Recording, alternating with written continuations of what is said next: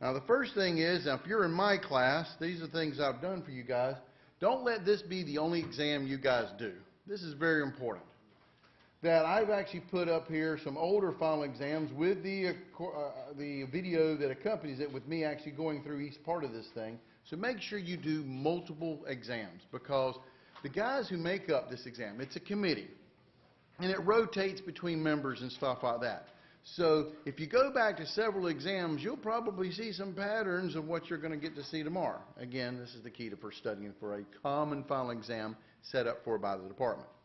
The other thing is, like I said, for my students, and I just put this one up here, but both my sections are going to be in the same room. Whether you're in section 7 or in section 90, where's our exam going to be at? Row 130. So we're going to meet at row 130. The exam starts at 8 o'clock in the morning. What time do you guys have to be there? 7:30 in the morning, because you got a bunch of forms to fill out before we, at 8 o'clock rolls around and we say open your textbook, because it's a timed event. All right, so make sure you're in row 130. For my students, for both the morning section and my night section, both classes are going to be in row 130, and I am going to subdivide you in the classroom and put you in particular spots and stuff so I can organize you guys. Also, for my students, and I guess for other professor students as well, please do not forget to go to your UNC Charlotte campus labs.course evaluation and do the course evaluation. And for my students especially, obviously we want you to do a good course evaluation in terms of things that could have been better or things you liked about it and stuff, but also make comments on the videos, because they are looking at these videos in terms of should we continue these videos and things like that. Is it helpful for you guys and stuff? So please make comments on this stuff and let us know what you think. All right, so today we are covering the spring 2014 exam. This is what they had last semester. Let's go through this thing, and then at the end of the class, I'll talk about statistics and how folks did versus how you think you would have done on this particular exam. So, all right. This particular exam, spring 2014, here's the deal. The first part is multiple choice, no calculator. So the first part of this exam, everybody has to put away their calculators. You have to put them under your seat or something like that. It isn't until the first hour's gone by. You've got 1 hour to complete section 1 from 8 until 9. Honestly, most folks finish it in about 30 plus minutes, 30, 35 minutes. On average is where most people finish up part 1. That gives you about 25 minutes of doing part 2 and part 3 without a calculator. No one's allowed to use a calculator in this exam until your professor, in my class, me or Liz or whoever, gives you the official word that the exam, the time is at 9 o'clock. Everyone has to turn in part 1, and everyone's allowed to use their calculator on part 2 and part 3. So the first part is a no calculator section. But what do you think they're going to focus on in terms of a no calculator section? And about 50% of the exam is going to focus on integration. Make sure you go back, know your basic rules, know your use substitution techniques, integration by parts, partial fractions, and don't forget those techniques of how to use tables in the back of the book type thing here. Okay? So let's take a look at this.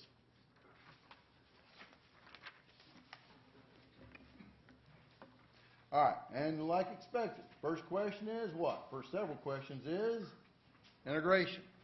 And the way we make up this exam, we set it up into different aspects. We try to do some easy problems, then some mid-range problems, but you're also going to find on this exam some more difficult problems. The department is trying to basically separate the A's from the B's from the C's. So when you fall into a particular range, the department is quite happy with your knowledge is in this particular range. So you're going to see some easy problems, some more difficult, some mid-range problems, and there are a few difficult problems. And the difficult problems are really disseminate between the A's, the B's, and the C types. Okay? So let's take a look at this first guy here. I want to integrate 6x squared minus 10x plus 7.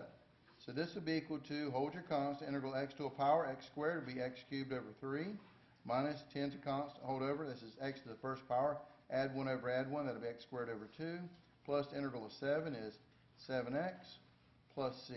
Of course, they're going to make you clean this up. 6 divided by 3 is going to be 2. X cubed minus 10 divided by 2 is 5. X squared plus 7x plus c. And then, which answer is that one going to be? Let's see here. E. And you notice what I do, and I tell my students this all the time, that I can tell you exactly where I make my mistakes on a multiple choice kind of test. I'm real good at getting the answer, no problem, and I can also explain to you guys how to get this answer. My biggest problem with taking a multiple choice test is I can never find the dude in the lineup. I will circle the wrong guy every time. That D looked awfully interesting until I noticed there's no X on that 7. And I'm quick on the draw, and then I'll circle it and go to the next problem, and I just screwed it up. Right answer, circle the wrong dude. How many points do I get for that? Nothing. So, answer is E. Does that make sense? Take your time, make sure you pick the right guy. What technique would you use to integrate the next guy? The integral of cosine of 2x dx. Now, honestly, with my students, this is a formula they're supposed to have memorized, the famous integral of cosine of kx dx. And if you've got the formula memorized, awesome. But if you don't, what technique could I use on this thing? Use substitution. I would let u equal to 2x. That makes du equal to 2 dx. I move my constant aside. 1/2 of du equals dx.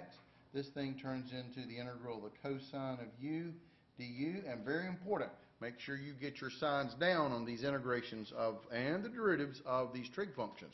What is the integral of cosine of u du? Which one is it? Is it negative or positive is my question. Because if you pick the wrong guy, don't worry, we got you already over here screwed you up because we're going to get both signs on this answer, the multiple choice. What's the integral of cosine again? Sine. So this is the sine of u plus c. And then you, I lost my du there for my 1/2, and my 1/2 goes out front. And then and then I back substitute integral of 1/2 the sine of u, which is 2x plus c. I substitute in u, and dx turns into 1/2 du. I left my constant off when I was talking to you guys. 1/2 du. 1/2 stays up front. Integral of cosine of u is sine u plus c, and then I back substitute. Or if you memorized it, the integral of the cosine of kx dx by formula is 1/k sine of kx plus c. This is the formula that I was referring to in terms of, you know, k is 2, and you immediately get the right answer if you have the quick formula memorized here. And so which one of these guys is my answer? It's, well, look at that. No calculator, and they put decimals on it. What a surprise. Okay, 1/2 is still 0.5, so I believe the answer is A. Does that make sense? Did I lose you guys anywhere? All right. Let's keep going. All of a sudden, what a surprise, they threw something from chapter 4 at you guys. Luckily, it's chapter 8.1, chapter 8, excuse me, chapter 8.1, and it's the sequence part of this thing here. Which of the following is true about the sequence? AN is equal to n plus 1 over 3n plus 4. And they're talking about the thing converging, so they want you to take the limit as n approaches infinity of this AN. This will be the limit as n approaches infinity of n plus 1 over 3n plus 4. Honestly, you should be able to look at this thing and tell me what the answer is, since I'm taking a limit and the degree of the top equals the degree of the bottom. What's the answer? 1/3. It's a quick 10-second problem here. However, if I was doing this and showing my work, let's say this was on the last part, free response part, how would you show your work on this? Well, it's your classic rule you use when you throw in infinity. You get infinity over infinity. L'Hopital's rule, and this would be equal to the limit as n approaches infinity. Degree of the top is 1, degree of the bottom is 3. That's another way of showing that it's 1/3. So the limit is 1/3, which is answer B. Does that make sense? Evaluate this guy. The integral of e to the 2x plus 1 dx. Well, when I'm trying to integrate e to the 2x plus 1 dx, remember your classic rules of u substitution. You let u equal inside the parentheses, and you go down the list. You u equals exponent on e's. You let u equal angle on trig functions. You let u equal to the denominator if it doesn't have a power. Or the famous, you got to let u equal something such that du is in the problem, was the trick on u substitution.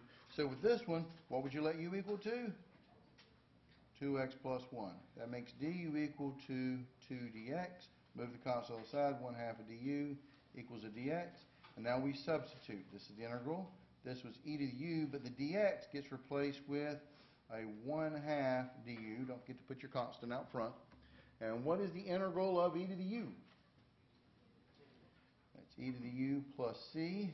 So you back substitute. That will be e to the 2x plus 1 plus c. So it's 1/2 e to the 2x plus 1 plus c. The answer is c. Does that make sense? All right. And then we integrate a look, and then just to throw something else at you, here's a series. Great. Luckily, this is just test 4, chapter 8 material that we just did. Which of the following is true about this particular series? First off, let's look at this series right here. What kind of series is it?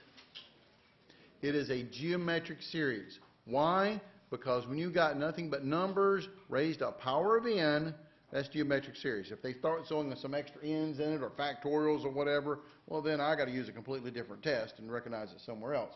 But here's the deal. This is clearly a geometric series because, one, it's a series, it's got a sum in front of it, and I've got a number raised to a power of n.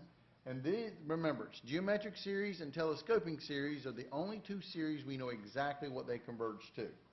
So here's the deal.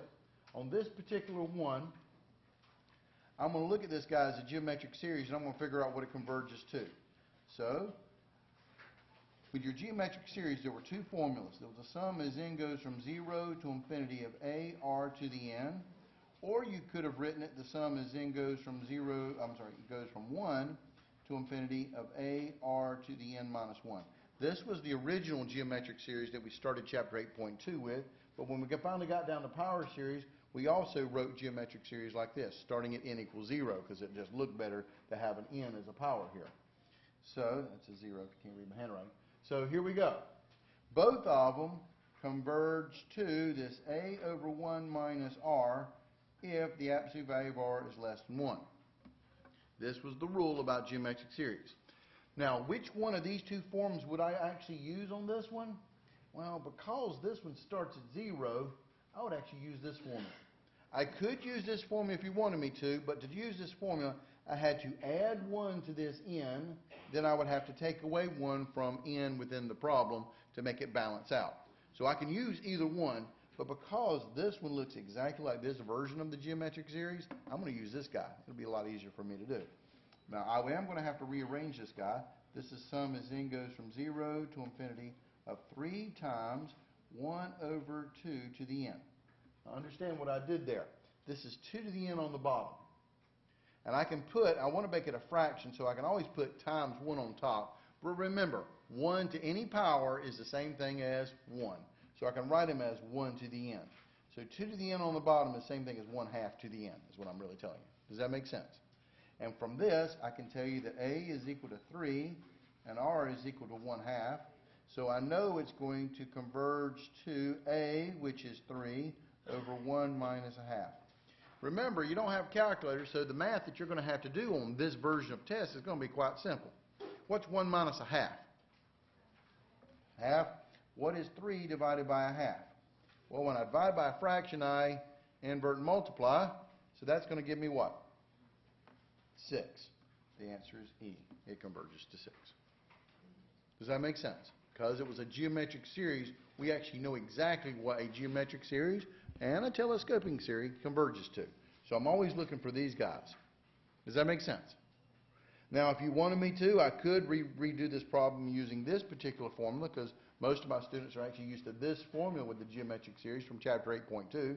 But all I would have to do is add 1 to this n, and then subtract 1 from the n here, and that would give me n goes from 1 to infinity of 3 times divided by 2 to the n minus 1, and then I would just rewrite this n minus 1, and it's still the a is the same, r is the same, and you just go plug into your formula. All right, take a look at this next guy. The shaded region in the picture is bounded above, right, by the graph of f of x equals 9x squared, 9 minus x squared, and below by the x-axis, and on the left by the y-axis. What is the area of the region? Honestly, chapter 5 5.1, 5.2, 5.3 kind of a problem. How do you calculate area under a curve? That's really what they're talking about. They're telling me all this work here is the area. This is the function, f of x equals 9x squared. This is my x-axis. This is also my y-axis. We want to find the area under the curve. To find the area under the curve, area is equal to the integral from a to b of your function dx. And it gives you the area between that curve back to the x-axis. So this would be equal to the integral of 9 minus, that's a minus in there, minus x squared dx. Okay? Well, what would my bounds be? Well, you can sit there and count hash marks. Here's 0, there's 1, there's 2, there's 3. Where does 9 minus x squared equal the x-axis? You could do 9 minus x squared equal to 0. 9 equals x squared, square root of both sides. X is equal to 3. Or you could have just counted the hash marks.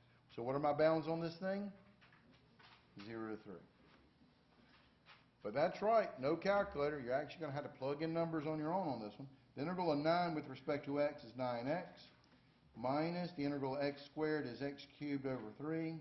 Evaluated from 0 to 3. According to the fundamental theorem of calculus. Plug in top minus plug in bottom. That'll be 9 times 3 minus 3 cubed over 3.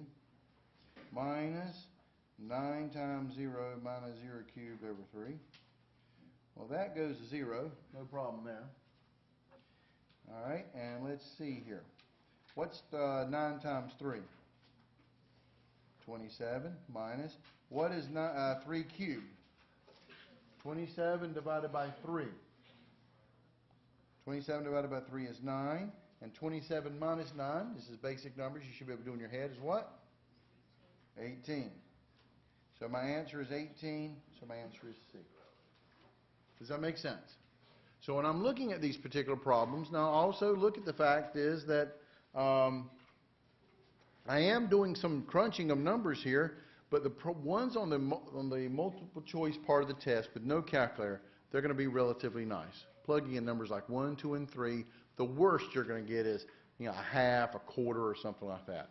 They're not interested in your ability to do arithmetic in your head, which you obviously need to do, but they're interested in, can you do this stuff using the standard techniques of calculus without actually relying on some interesting calculator. All right, so try this one. Again, looking at this particular problem, you're going, wow, these are big numbers. Well, let's see if we can't figure out what these big numbers are. We want to evaluate the integral from 0 to 2 of 40 times 1 minus x quantity cubed. What technique of integration would you use on this thing? Use substitution. What would you let u equal to? Inside parentheses, 1 minus x. That means du equals 2 dx. So when I convert, this would be integral, constant rolled over. There's my 40. There's my 1 minus x. There's my u, and we're cubing it. And the dx gets replaced with du. Now, I want to remind you of something or other, and that's kind of the whole purpose of me going over these. Du is negative dx. Take your derivative right here. Derivative of 1 minus x is negative 1 dx. I got to move my negative to the other side. Negative du equals dx. So replacing dx would be a negative du. But the purpose of me doing these things for you guys is also to remind you of formulas you need to memorize. Things like Riemann Sums, left, right, trapezoid, midpoint, Simpsons Rule, things like that. Make sure you got your program and your calculator ready to go for this exam as well when you get to the calculator section. But the other thing is I'm also trying to do things to remind you of other techniques. I'm going to do something different on this problem. So I did my u substitution. I let u equal to inside parentheses 1 minus x. I let du equal to the derivative. Derivative of 1 minus x is negative 1 dx. I move my negative to the other side. Negative du equals dx. So when I substitute, this is 40 u cubed, and the dx gets replaced with negative du, and I'll just put the negative out front. But since this thing had bounds, I'm going to do what we call change of bounds on this problem. Just something to practice, because you never know when they're going to ask you to do this. Make sure you're familiar with this. Changing of my bounds.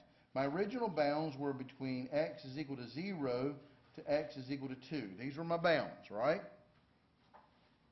But on terms of these bounds, remember u was equal to 1 minus x. So if I want to convert x equals 2 to a u bound, I'm going to plug in x is 2 into my u formula. This would be 1 minus x is 2. That's going to give me negative 1.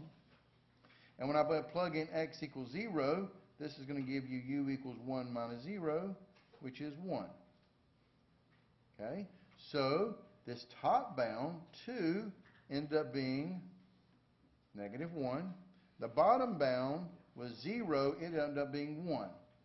What do you notice about my bounds when I did my conversion over? They're backwards. I got the bigger number on bottom, and now the smaller number showed up on top. So if I wanted to switch the bounds, again, I'm just trying to remind you guys of some properties of integrals here. If I wanted to switch the bounds, what do I have to do? Change the sign. So this would also be equal to integral of switching bounds, and I'll put that word in there, switch bounds, order of the bounds, that is. So the negative 1 will be on the bottom, the positive 1 will be on the top, and then that means I've got to throw in an extra negative. But a negative with a negative makes it back to a positive. 40 u cubed du. Now I'm going to integrate it. This is 40. Integral of u cubed is u to the 4th over 4, evaluated from negative 1 to 1. This is the same thing as 10 u to the 4th, evaluated from negative 1 to 1. So this is 10 times 1 to the 4th minus 10 times negative 1 to the 4th. What's 1 to the 4th power? Yeah, pretty much 1 times 10 is 10, minus what's negative 1 to the 4th power? 1 times 10 is 10. What's my answer? 0. The answer is 0. C. Does that make sense? Honestly, if you don't like the switching of bounds on this particular problem, they didn't put a gun to your head saying you had to. You can sit there and go back and actually integrate the thing, then back substitute, plug in top minus plug in bottom, and do it that way. You'll still get the answer of 0. I just wanted to remind you about changing bounds and switching the order of integration. Just as some practice for you guys, because that's the whole purpose of going over for old final exams and stuff. Does that make sense? All right. But it didn't take long, and you can anticipate one of these guys. Whoops. How would you integrate? Button got stuck here. How would you integrate this guy? The integral of 8x times the cosine of 2x. Well, first thing I always do, if it's not a rule I have memorized, is I should try u substitution. Well, I would let u equal to the angle on trig function inside my parentheses here. But if I let u equal to 2x, that means du equals 2 dx. That means dx is equal to 1/2 du. And when I plug it in my head, I see that there's an extra x left over. Make sense? So u substitution is not working for me. Remember, u substitution, when you let u equal something or other, I take the derivative of it. It also should be in the problem. And when I substitute, I should get nothing but constants, functions with u's in them. If I have an extra x left over, I probably shouldn't do u substitution. What should I do? And the other thing is also problem recognition. I know for other people's classes as well as my own, we've done this problem about 14 times back in chapter 6, actually, chapter 6.1. This is a classic integration by parts. U substitution doesn't work, and it's a classic product. Remember that x times sine x or x times cosine x. Those are classic integration by parts problems. So I'm going to do by parts. And what is the formula that I have memorized for integration by parts? The integral of u dv equals uv minus the integral of v du. Does that make sense? So, here we go. If I'm doing the integral of 8x times the cosine of 2x dx, I've got to let part of it be u and the other part be dv. What part would you let u equal to? And I tell my students, I would let u equal to the part I can get rid of. And I can get rid of things through the derivative. Because whatever you let u equal to, you got to find du off that, guys. You got to take its derivative. So what would I let u equal to? 8x. Because derivative of that would be 8 dx. Remember, this is not u substitution. I don't move my constants over. This is literally plugging into this formula here. But the reason for that is this. I have two options for u. I can let u equal to 8x, or I can let u equal to cosine of 2x. If I let u equal to cosine of 2x, when I integrate cosine, I'm just going to get sine back again. It doesn't go away. It just changes the trig form. But when I let u equal to 8x, when I take derivative of 8x, I get 8 dx. The x went away, and I can always manipulate a constant. So, therefore, dv is going to have to be equal to the cosine of 2x dx, the rest of it, and what's b equal to? Now, honestly, we do expect you guys to have certain formulas memorized and to be able to quickly, easily get these type of integrals. This is that classic integral, the cosine of kx dx type stuff here. What's the integral of the cosine of kx dx? It's 1 over k sine of kx. No plus c's until you get your answer. Does that make sense? Okay? Now I'm going to plug it into my formula. It'll be u times v, and I'm trying to teach you guys or remind you guys of this. So there's u. V is 1/2 the sine of 2x. Don't worry, I'm going to go back later and clean it up. I'm just trying to show you I'm literally plugging it in.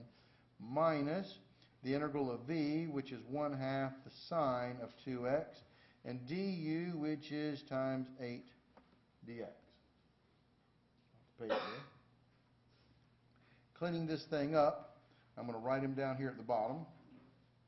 This is going to give me 8x times 1/2 is going to be 4x times the sine of 2x, minus 1/2 goes out front, and times an 8, and 8 times 1/2 is actually going to end up being 4 when I clean up my fractions here. 8 times 1/2 is 4, goes out front. The integral of the sine of 2x dx. So now, all I got to do is integrate the sine of 2x. What is the integral of the sine of 2x? Again, that's that classic k formula. Integral of sine of kx dx is going to be negative 1 over k cosine of kx. And we'll put a plus c at the end of that one.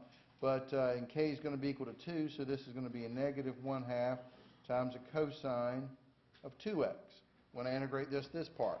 So therefore, when I'm actually doing this particular problem here, I'm going to get 4x times the sine of 2x minus 4 times a negative 1/2 the cosine of 2x plus c. And last thing is, I'm going to clean it up, 4x times the sine of 2x. Negative 4 times negative 1/2 becomes a plus 2 cosine of 2x plus c. And there's my solution. And which one of these guys is it going to be? Well, take your time. You've got 3 hours. You've got no place to go after the exam. Sit back and enjoy this thing. Take your time. 4x sine of 2x plus 2 cosine of 2. I believe the answer is E. It matches up to my answer. Does that make sense? Did I lose you guys anywhere? Questions, complaints, comments? Let me know.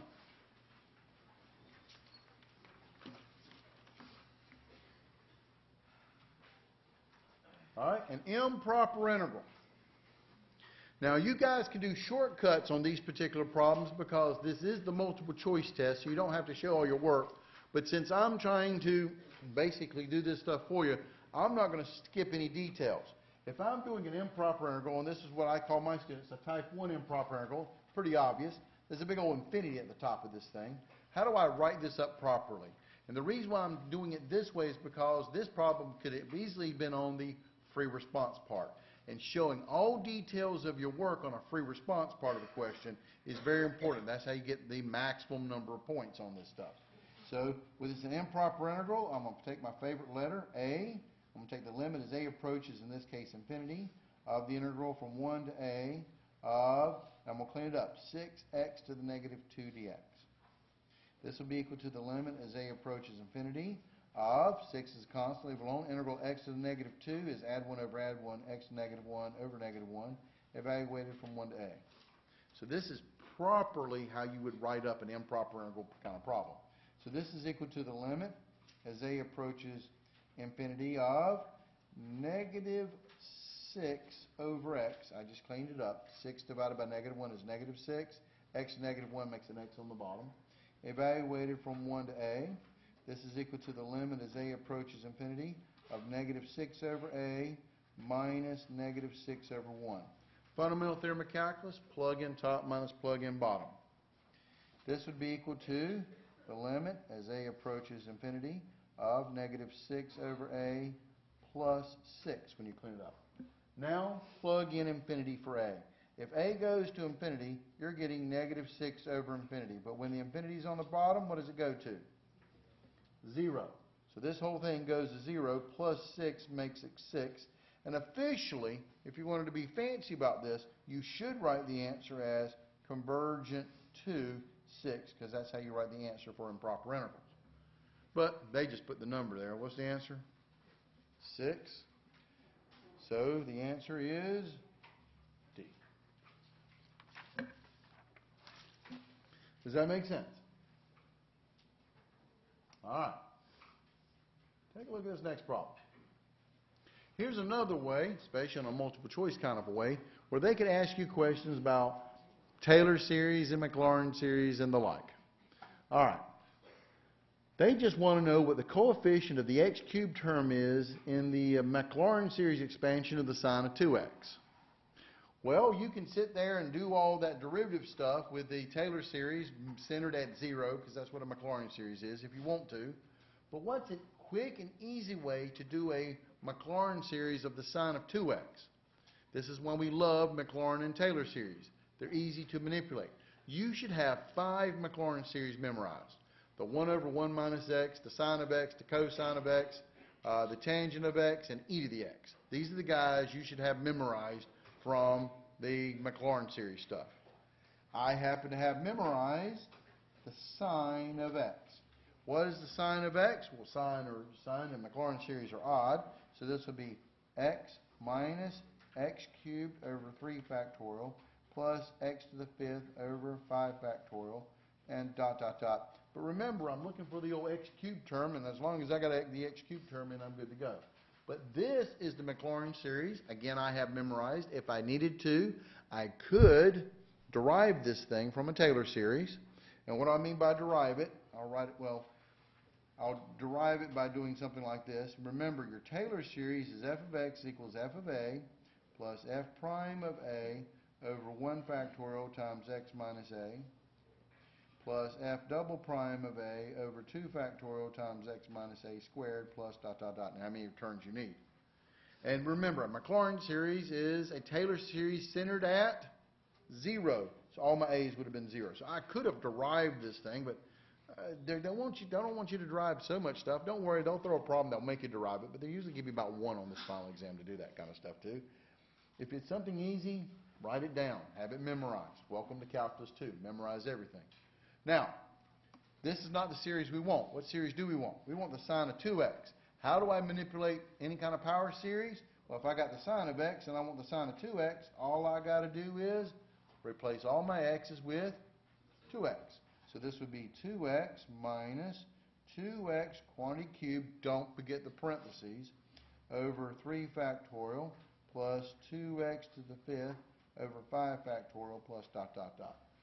I saw a couple people screw up my test because they forgot the parentheses on this thing, because I need to clean this guy up. Therefore, the sine of 2x is going to be 2x minus 2 cubed is 8 x cubed over 3 factorial plus 2 to the 5th. 2 times 2 is 4 times 2 is 8 times 2 is 16 times 2 is 32 x to the 5th over 5 factorial. Remember, I don't have a calculator on this stuff, so I'm going to have to count this off accordingly. So what would the coefficient be in terms of x cubed? Well, it's right there. Remember, sine goes with it. So my coefficient is going to be negative 8 over 3 factorial. Well, they didn't put the answers as factorials. What exactly is 3 factorial? 6. It's 3 times 2 times 1, which is 6. So this is negative 8 over 6. And, of course, you should always reduce your fractions. Negative 8 divided by 6, it reduces to negative 4/3. And there's my answer. The answer should be A. Does that make sense? Did I lose you anywhere? Okay? But again, if you didn't have this memorized, God help you, but you could derive it by doing the Taylor series, by taking the derivative of sine, derivative of cosine, so forth and so on, and writing the terms out, plugging in 0, finding the sine of 0 and the cosine of 0, and all this stuff. And eventually you would end up coming with this guy, but then plugging in 2x for all the x's, and then just manipulating it. So remember your Maclaurin series. Look at the next guy. Consider the series, the sum as n goes from 1 to infinity of negative 1 to the n over n. Which of the following tests results in a successful determination of the convergence or divergence of the series? All right. A, converges by the integral test. B, diverges by the ratio test. C, converges by the ratio test. D, converges by the comparison test with the sum as n goes from 1 to infinity of negative 1 to the n over n cubed. Or E, converges by the alternating series test. Well, first off, when I'm looking at this problem, two things. We've done this problem in our class, and I'm sure Liz's and Dr. Poznowski's class and a few of you other guys from other classes have done the same thing. We've done this problem about, what, 45 times? It's an alternating series, and it does what? It converges. It's called conditional conversion if you actually want to go through the list, because the absolute convergence, when you take the absolute value of this thing, it's the harmonic series. But because of that negative 1 to the n, it's no longer a harmonic series. It's an alternating series, right? They didn't mention anything about absolutely convergent. So I'm going to go through and describe why each one of these guys is a wrong answer. There's only one right answer. One, it's an alternating series, and because it's an alternating series, what test would I use?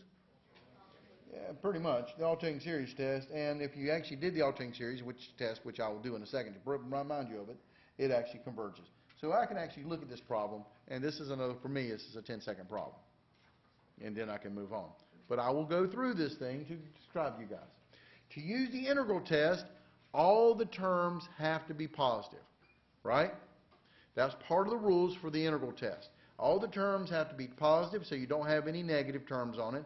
And when I integrate it, I should be able to integrate the function. Well, I can integrate this thing, except the fact that it's alternating. Because it's alternating and has some negatives to it, I can't use the integral test. B and C, let's talk about those two guys together. Would you ever use the ratio test on this thing? Why not? When do you use the ratio test? Powers of n and or what? Factorials. Do you see powers of n and or factorials? Well, negative 1 to the n doesn't count. That's called alternating.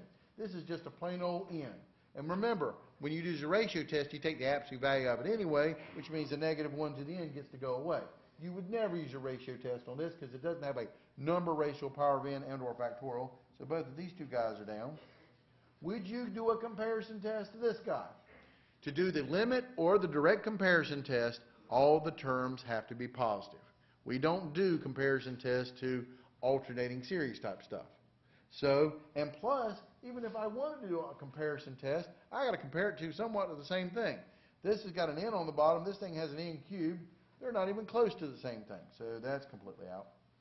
Would it converge by the alternating series test? Well, let me just show you. I'm going to do the alternating series test. Now, remember, the Bn is the part without the alternation. What's the part without the alternation? 1 over n. To show the alternating series test, you've got to show me two things. The first thing you've got to show me is write out some terms and show me that the terms go down in the Bn part, the part without the alternation. When I plug in n as 1, I get 1 over 1, which is 1. When I plug in 2, I get a half. When I plug in 3, I get a third. So clearly my terms are going down. That's a big old check mark there. And 2, when I take my limit as n approaches infinity of the Bn part, which is 1 over n, I get 1 over infinity, which is equal to 0, which is another check. Because the alternating series test tells me that 1, my terms have to go down, and 2, and the most important thing, if the limit goes to 0 of the Bn, the part without the alternation, it converges by the alternating series test. So clearly my answer is E. Does that make sense? Remember, there were 7 tests you were supposed to have memorized for all this series stuff. All right? So here's another classic one, and notice that it is in the no calculator section. They want me to integrate 1 over x times the square root of 4x squared minus 1 dx. And they told me the formula they want me to use. Okay? This is how they typically do it on the final exam. They're going to give you either a formula or a couple of formulas to choose from to do a particular problem. They're not going to give you the entire sheet of formulas. They're just going to give you 1 or 3 or something like that. Now, if I'm doing tables to integrate, this one I see is the form of that fascinating square root of u squared minus a squared type. When you're doing formulas to actually integrate, you don't start with u, you start with u squared. It is based upon u substitution, but you got to start with the big part of the formula. U squared. What does u squared have to be equal to match this thing up? 4x squared. Then you got to get down to u by taking the square root of it. What is the square root of 4x squared? 2x. Then you got to do du. What is the derivative of 2x? 2dx. But remember, when you're using tables, it is u substitution. And with u substitution, you move constants around.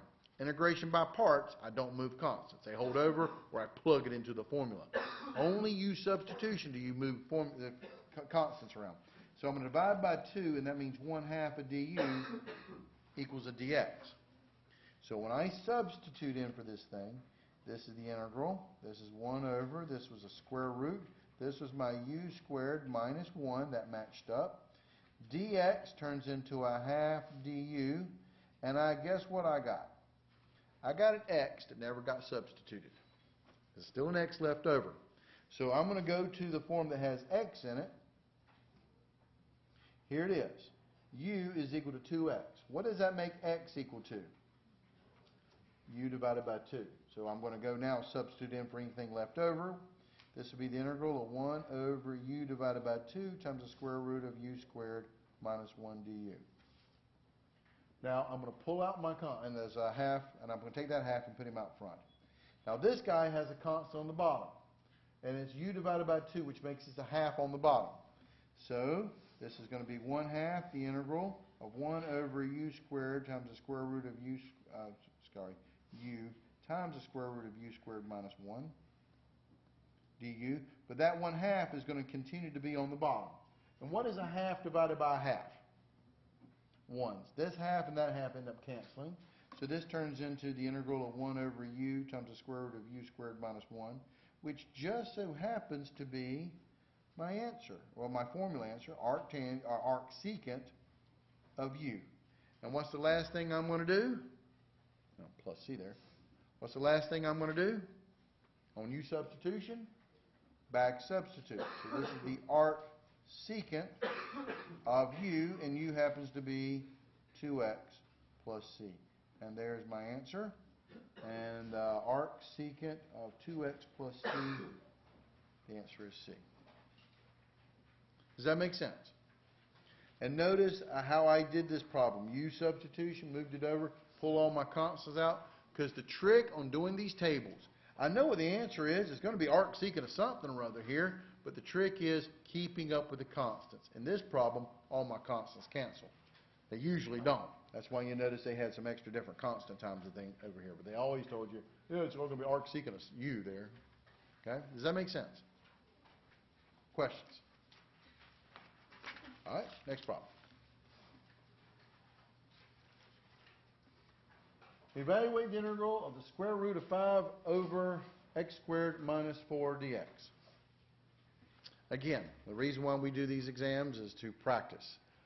I noticed this particular problem, and you're thinking, hey, arctangent. No, arctangent is the integral of 1 over x squared plus a squared bit. That's a minus. And I noticed that x squared minus 4 factors. How does it factor? X plus 2 times x minus 2. So this really is the problem of the integral of 5 over x plus 2 times x minus 2 because my denominator factored. So what technique of integration am I going to use when I'm trying to integrate a fraction where the denominator factored? Partial fractions. So my partial fractions is going to be 5 over x plus 2 times x minus 2. Breaks up into my two common denominators, x plus 2 times x minus 2. I'm going to put an a over here and a b over here. And now I've got to figure out what a and b are. I'm going to multiply by my common denominator of x plus 2 times x minus 2. And that's going to give me 5 is equal to a times x minus 2 plus b times x plus 2.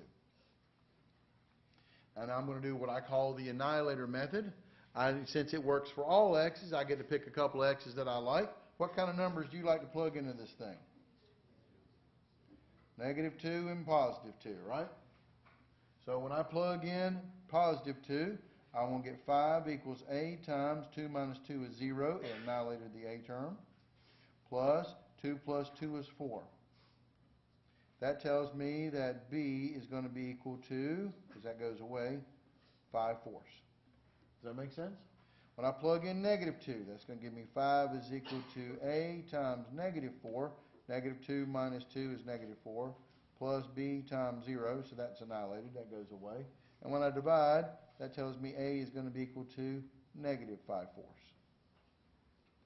So this now problem turns into the integral of a, which is negative 5/4, over, make sure you put over the right guy, x plus 2, plus b, which is 5/4, over x minus 2 dx.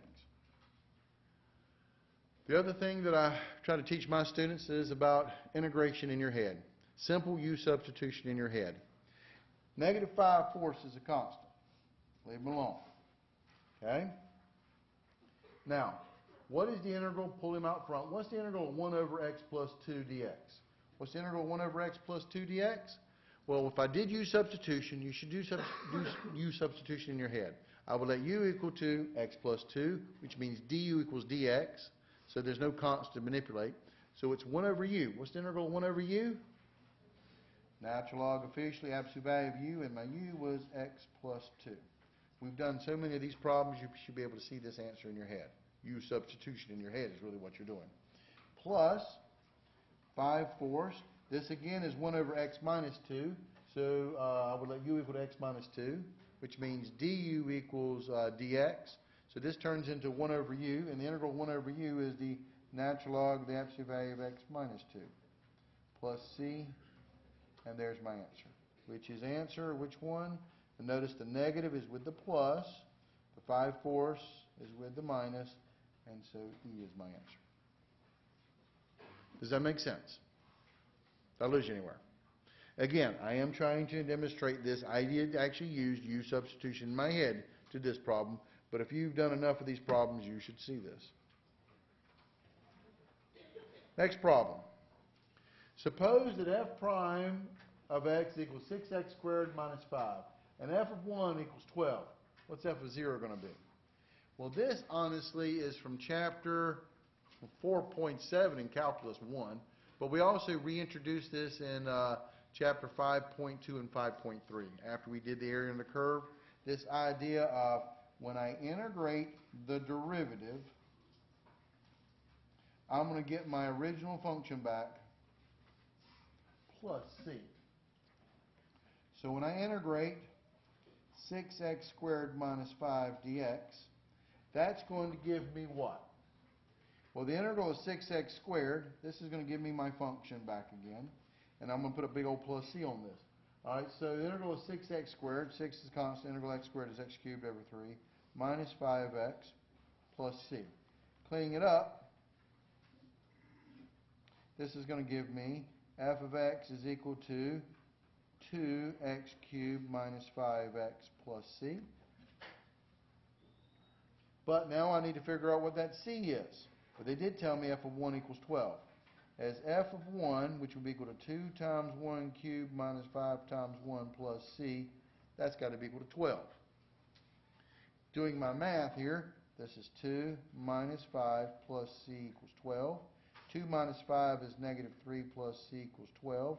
Add 3 to both sides. I get c to be 15.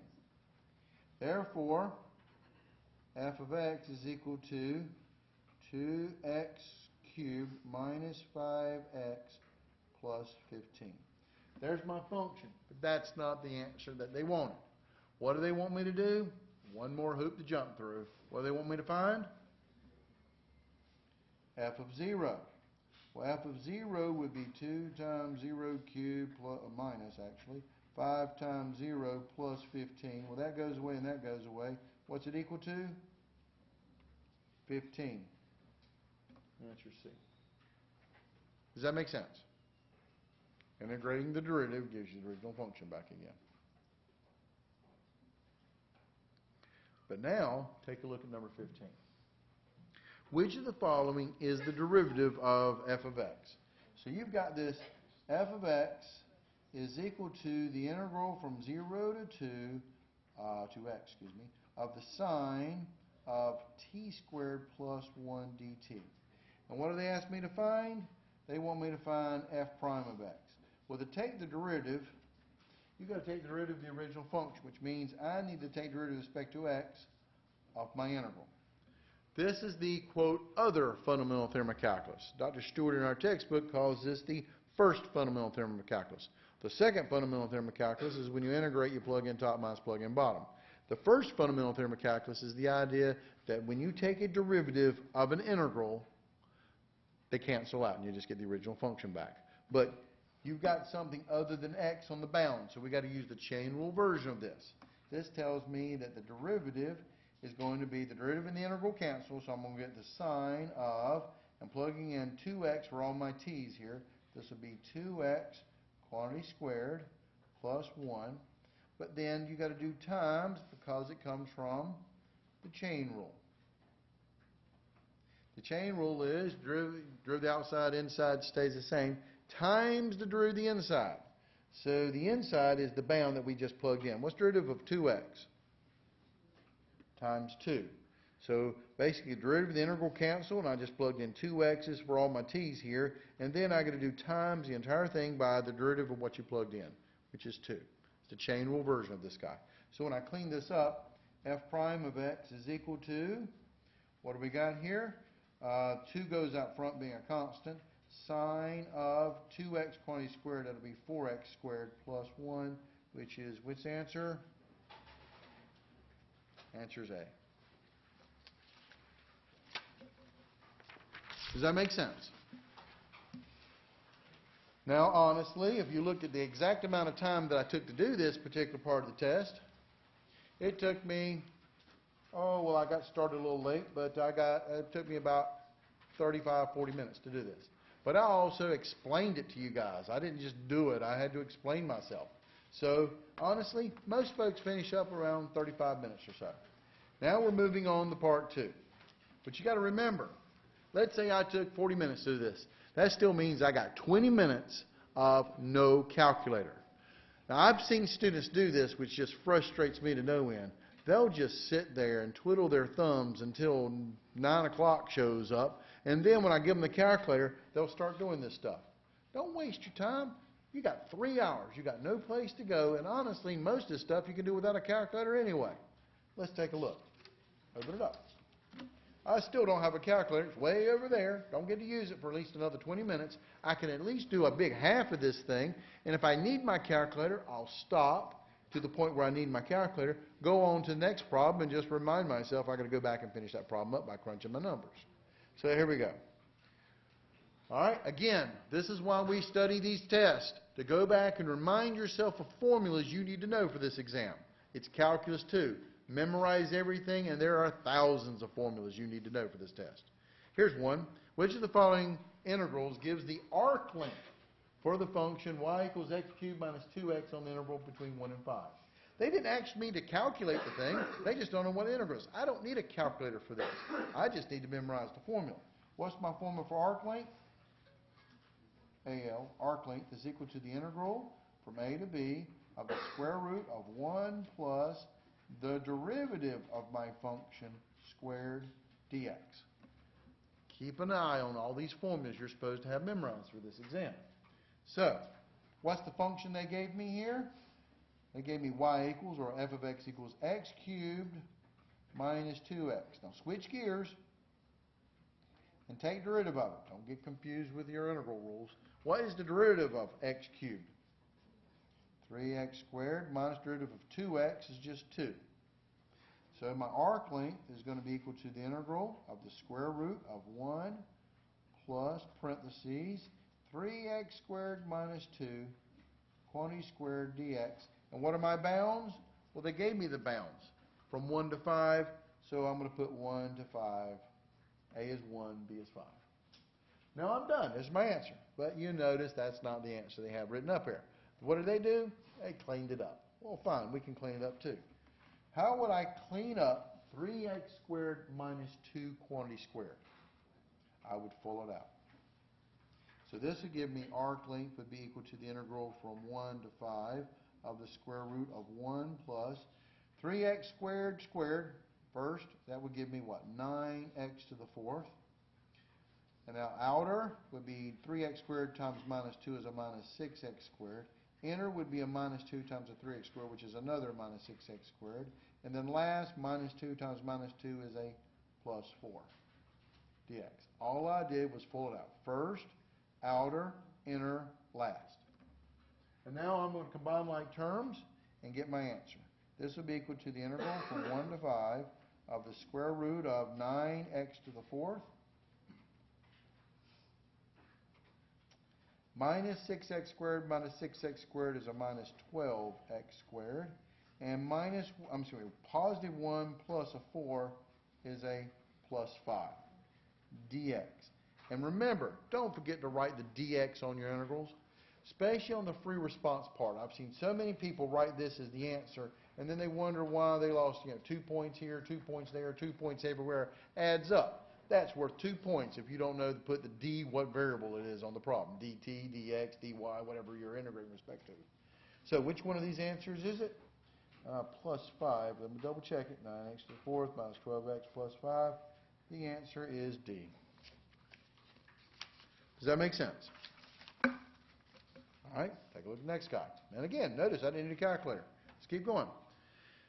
Consider the infinite series. The sum as n goes from 1 to infinity of 1 over n squared plus 1. Which of the following tests results in a successful determination of the convergence or divergence of this series? You just have to love the math professors to come up with a way of wording these questions. What do they want me to do? Well, here's a series. Does this thing converge or diverge? That's what they want to do. So that's exactly what we're going to do. Tell them that. On this kind of a problem, understand the question. Here's your series. The sum as n goes from 1 to infinity of 1 over n squared plus 1. And I tell my students there's 7 tests you're supposed to memorize from Chapter 8 in terms of test of series. But the one most important test is the one that we don't ever tell you about. It's called the mental comparison test. It's basically using your brain to look at this thing, and that's what I want you to do. You see this series right here? It's 1 over n squared plus 1. This series isn't, but it looks almost like, which means I would compare it to, what would you compare it to? P series. I'm going to do a little squiggly of the P series. What P series would you compare it to? 1 over n squared, right? This is P equals 2, which means it's P series. P equals 2. What's it going to do? Converge. I've got the answer. It's going to converge. If this thing converges, now whether I do a limit comparison test or a direct comparison test, these things are going to basically do the same thing. Adding a constant to it on the denominator doesn't change that much. The direct comparison test, I got to get that inequality just the right way. The limit comparison test says I'm going to take the limit as n approaching infinity of the ratio of the unknown sequence to the known sequence. And when you clean it up and do L'Hopital's rule, it pretty much is the same thing. You're going to get 1, which means they're going to do the same thing. But they didn't ask me to do the actual test. They just want to figure out what this thing's going to do. What's the answer for this one?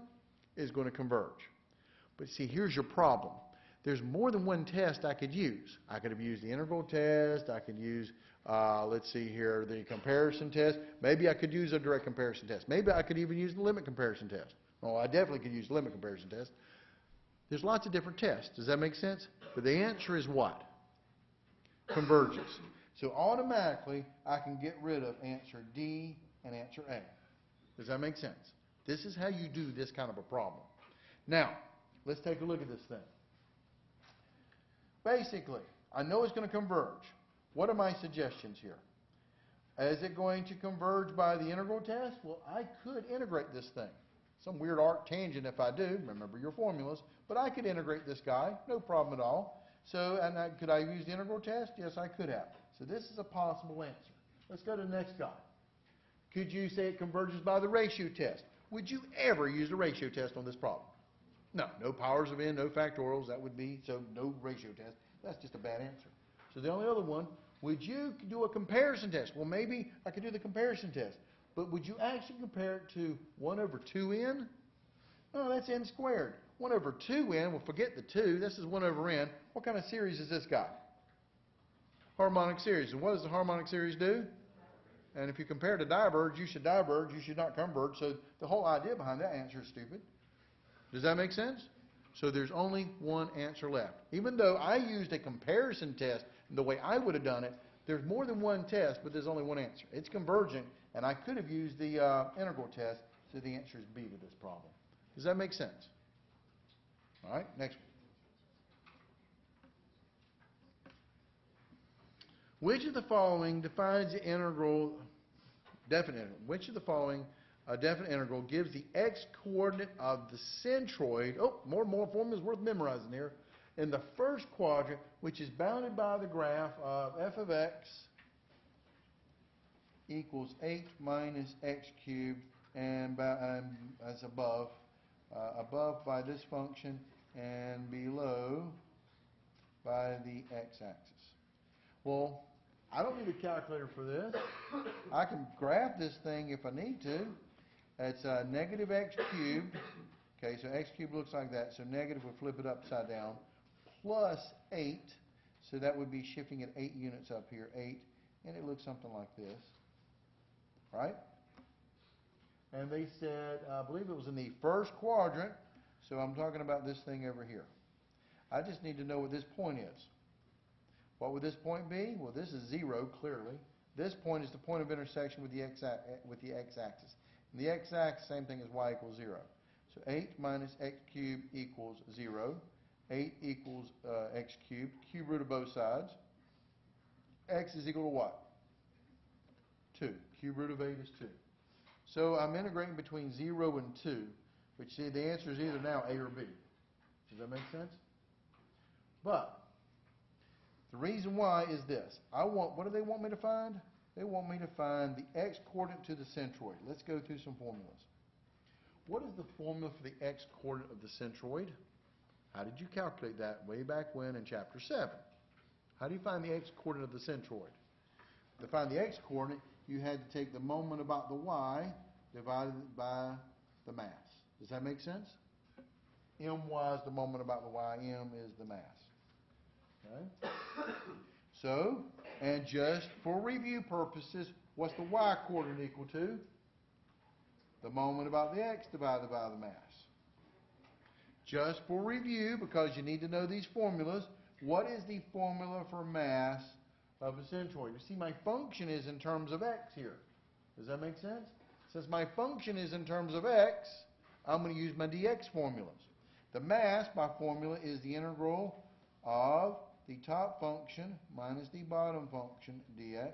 It's the area, if you think about it, from A to B, times rho. Rho stands for your constant density. The moment about the x-axis is the tendency to rotate around the x-axis. So don't forget your shell dishwasher method and things like that. The functions in terms of x, I'm going around the x-axis, that's dishwasher. That'll be rho over 2, or the pi thing there. The integral between a and b of f of x, quantity squared, minus g of x, quantity squared dx. And the moment about the y-axis is rho times integral from a to b of x times f of x top minus g of x bottom dx. Does that make sense? I'm just trying to write down the formulas that you were supposed to have memorized for this stuff and remember how they were derived. They were derived by the volume rotation shell disk method, and this is just your area formula times rho, which gives you, times density gives you mass. So to get this particular answer here, by looking at my answers, I'm going to first find the mass. What is the mass of this object? The mass is equal to rho times the integral from 0 to 2 of the top function, which is 8 minus x cubed, officially minus bottom. I'm just trying to show you the formula here. Minus, that's a minus, and that's a parenthesis there. Okay, minus 0 dx. So my mass is going to be rho times integral 8 is 8x minus x to the 4th over 4, evaluated from 0 to 2. So this is equal to rho times 8 times 2 minus 2 to the 4th over 4. And by this time, I think my time's allotted, I can use my calculator. If not, and I can do this by hand if you really pay me enough. But there it is. That's 16. I can do that one. But 2 to the 4th, that's 16 divided by 4. That's 4. And 16 minus 4 is what? Well, I really didn't even use a calculator. I actually did it in my head. 12 rho. Does that make sense? And the moment about the y-axis would be equal to rho times the integral from, in our case, from 0 to 2 of x times the function on top, which is 8 minus x cubed, minus the function on bottom, which is 0, dx. So when I clean this guy up, because look at my answers, the moment about the y would be rho times the integral from 0 to 2 of x times 8 minus x cubed dx, divided by the mass, which we calculated to be 12 rho. Does that make sense? Because mass was just the area times rho. The rho's end up canceling. That 12 pops out front. So which one of these answers is it? Well, if I clean this guy up, and I'm going to do that, and I'm just going to write him up here because I needed the space. This would be equal to 1 over 12 times the integral between 0 and 2, and I'm going to distribute this. This would be 8x minus x to the 4th dx. This is my x coordinate, which is which answer? The answer is A. Does that make sense? It wasn't overly detailed, but I actually used more than my allotted paper to do this. But remember, I did write down the formulas for you, which you're just supposed to have it memorized. I shouldn't have to write down all the formulas. This is for you to review. So I just needed some extra space up here, but it wasn't too difficult. Does that make sense? As long as I had my formulas memorized. Questions?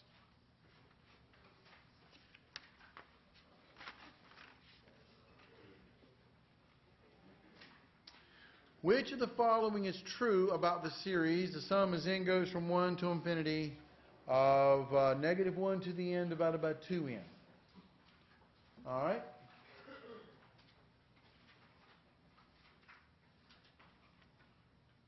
Well, first off, what kind of series is this thing going to be?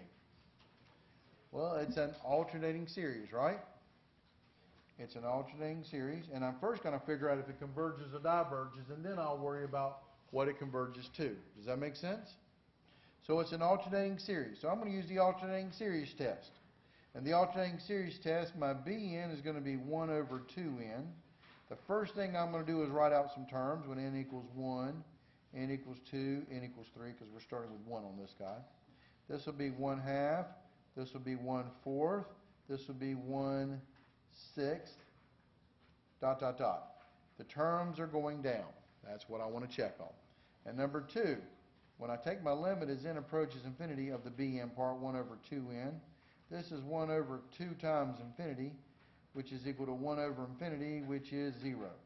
The terms go down, and the limit goes to 0. Does that make sense? So what's it going to do? Therefore, it converges by the alternating series test. The answer is it's going to converge. Does that make sense? Which means I can let you know right now, the answer A is off, answer B is off, and answer E is off the page. Sorry, no, that's not true. Leave E back up there. A and B, they're the only ones that converge. Okay? Now, the next thing is this. Is it going to converge to a negative number, a positive number, or is it going to converge to 0? Okay? Well, how do I figure out what it converges to? Well, it is an alternating series. So to figure out what it converges to, just write out some terms. Okay? If it cancels, top cancels bottom, top, you end up going to 0. If you add them up, the first few terms, and it's positive, then it's going to converge to a positive number. If you add up the first few terms and it's going to negative, then you know it's going to add up to a negative number. So with this one, you really need to write out some terms. This thing starts with n equals 1. So let's write them out. N equals 1, n equals 2, n equals 3. Now we're talking about the series. So all I'm doing is I'm going to do a partial sum to see what it goes to, but I know it's going to get closer and closer and closer. So now watch the deal. N equals 1. When I plug in 1, what's negative 1 to the what's negative 1 to the first power? Negative 1 over 2 plus, what's negative 1 squared? 1 over 2 times 2 is 4. And then if I plug in 3, negative 1 cubed is back to negative 1 over 2 times 3, which is 6. And if you're not sure, do one more term. It don't matter. Plug in 4, negative 1 to the 4th is back to positive 1 over 2 times 4 is 8. Okay? And so I'm actually just doing S4 is what I'm doing. You could have done S3 or S4 or S5. And so, because I've got multiple terms in the calculator, and this is the calculator section, so by this time, I really would use my calculator. Negative 1/2 plus 1/4 minus 1/6 plus 1/8. And here's the deal. In case I was still under the allotment that I could not use a calculator, I would have stopped there, gone on to the next problem, and reminded myself I got to go back and just add this stuff up. What do I get? I got a negative 0.2916667. What's it going towards? Now, if I add another term, it'll be just a little bit smaller negative 1, a little bit smaller positive 1. But the thing is pretty much going to negative 0.291 something or other. Does that make sense? Well, what kind of number is that? So it's converging to a negative number. The answer is C. But to actually figure out what type of number it's converging to, you actually have to write out a few of the terms in the series and add them up. Does that make sense? I knew it converged, so A and B were out, so it had to be either C, D, or E. And honestly, I knew E was going to be out because of the fact is that I don't see the terms actually canceling themselves out in terms of getting 0. It's either going to go to a positive term or a negative term. And it really depended on what you started out with. Since you started with n equals 1 and negative 1 to the first was negative, that was your biggest term of all. And everything else started being smaller. And so since the first term was negative, I knew it was going to go to a negative number. But they actually show it to you. I wrote out some terms. Does that make sense? All right, take a look at the next guy.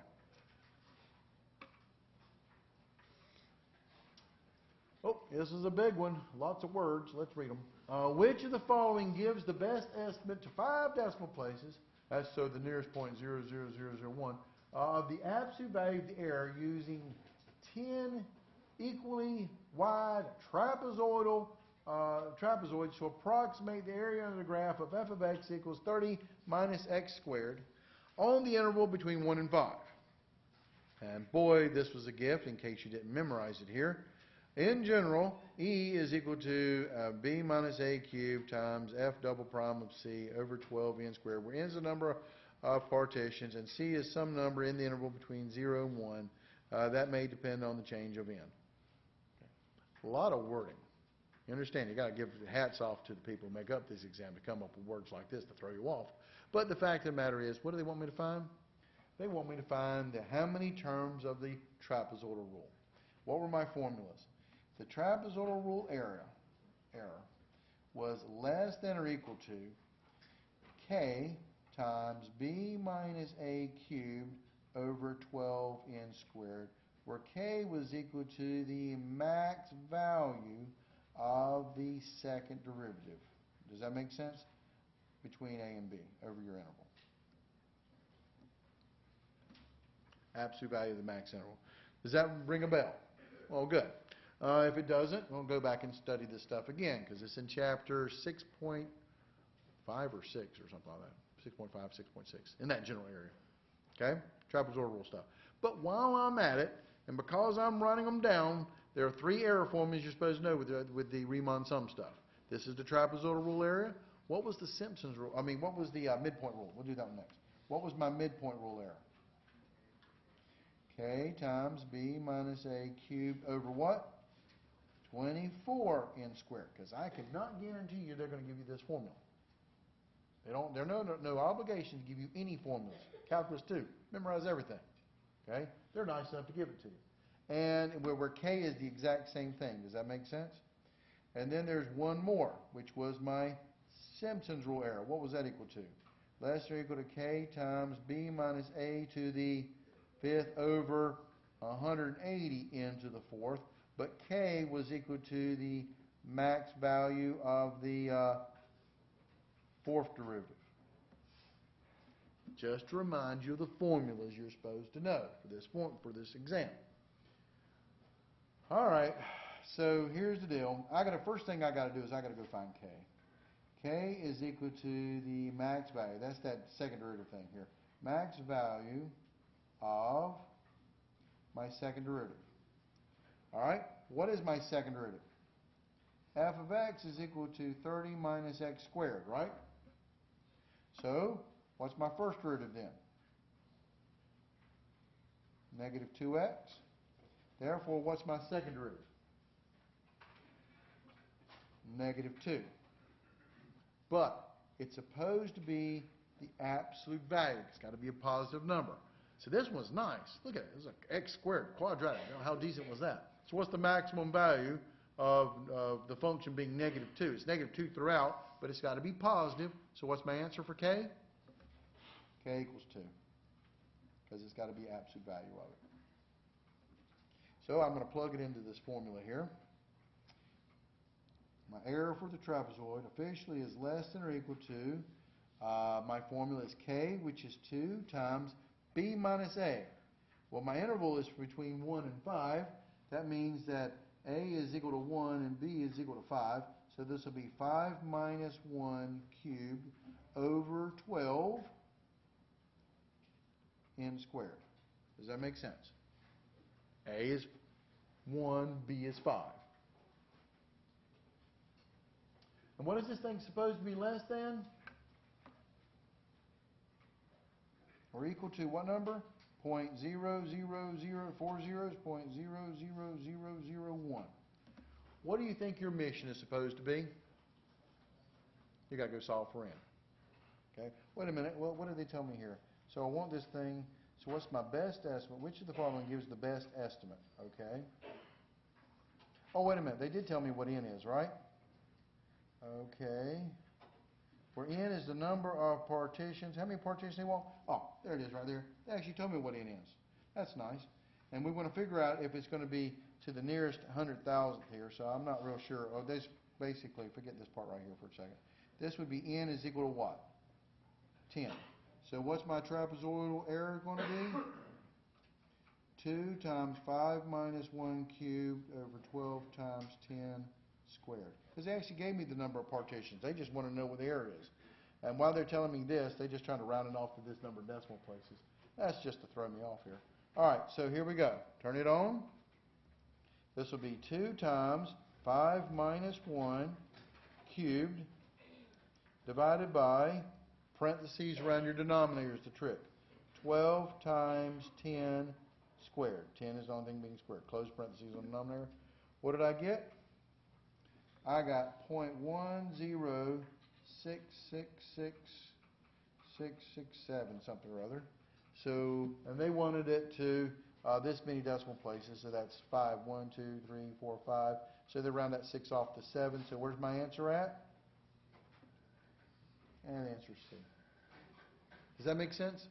And they just wanted me to round it to that many decimal places. So if I use 1, 2, 3, 4, 5, cut it off right there and round that thing up to a 7 is what they're really telling me to do. Does that make sense? Again, don't let the wording throw you off on this exam. This one looks like it's overly complicated, but the fact of the matter is they were trying to help you out by somewhat give you a formula, but it's better you have your own formula memorized because you know what to do with those guys. This one messed you up on that second derivative, but since they said the second derivative is actually a constant thing here, that's why it was negative 2. But remember, absolute value, so it had to be positive 2. And then plug it into your formula, and you just got to figure out what you have. Again, be amazed how many people messed this one up because they didn't know what to do because the wording threw them off. Don't let the wording throw you off. Remember what kind of problem it is and remember how to do it. Take a look at this next guy. The only information known about the function f of x is that provided by the table of values given below. Estimate the value of the integral between 0 and 2 using Riemann sums. So we're going to do Riemann sums. The integral between 0 and 2 is divided into 4. So n equals 4 of f of x dx here. And we want to do the subintervals of equal length. And the midpoint of each subinterval is used as a sample point. So what are they asking me to do with all these fancy words? And then they put it into the parentheses here because then they were worried about you being confused about their wording. Okay, I was overly worded on this exam. The same as using the midpoint rule. Okay, great. Thank you. All I want to do is use the midpoint rule on this thing. But My n is equal to 4, and I'm going to do midpoint. Midpoint rule, right? N is equal to 4. So I'm starting at, so first thing we're going to do here is we're going to calculate my delta x. When I'm doing midpoint, left, right, Simpsons, doesn't matter, trapezoidal rule, I got to find delta x. The formula for delta x is always b minus a divided by n. That's going to be equal to my a is, well, excuse me, my b is 2, my a is 0. That'll be 2 minus 0 over n is 4. That's equal to a half. Does that make sense? So my delta x is equal to a half. So I'm start at 0. I'm going to move a half. That's 0.5. I move another half. That's 1. I move another half. That's 1.5. I move another half, and that's 2. Does that make sense? Delta x is equal to 1/2. So I have to move in that interval. But now they want me to use the midpoints. So on each interval, what's my midpoint? It's 0.25, it's 0.75, it's 1.25, and it's 1.75. Does that make sense? These are my midpoints. What is the formula for my midpoint? It is delta x times f of x1 plus f of x2 plus f of x3 plus f of x4. I put little bars on these guys where x1, x2, x3, x4 are my midpoints. This is the midpoint rule. So my midpoint for 4 was delta x, but what was delta x equal to? 1/2 times f of your first point. My first point was 0.25, 1/4. So what's the value of that? 1.25 plus, what's my second midpoint? It was 0.75, but the functional value is 2.75 plus, my third midpoint was 1.25, but the functional value is 1.4 plus, my last midpoint is 1.75, but the functional value is 4.5. Does that make sense? I'm using my functional values. So these are the numbers I'm using. 1.25, 2.75, 1.4, and 4.5. So now all I got to do is add this thing up. So this will be parentheses 1/2 times 1.25 plus 2.75 plus 1.4 plus 4.5. Close parentheses. I got midpoint for 4 partitions is 4.95. Does that make sense? Which is answer. Did I lose you guys anywhere on this? How do we, and this was right off of a web work problem and some of the problems we did. But also notice something or other about this problem. You know, we made you guys do this wonderful calculator project, so you're armed to a T for doing some kind of weird function when you need a left, right, midpoint, trapezoid, or Simpsons Rule problem for it. So how can they make sure you guys understand the procedures and the processes? Well, they can give you a chart instead of the function. Now I actually have to write out the formula to be able to do this stuff. Does that make sense? All right.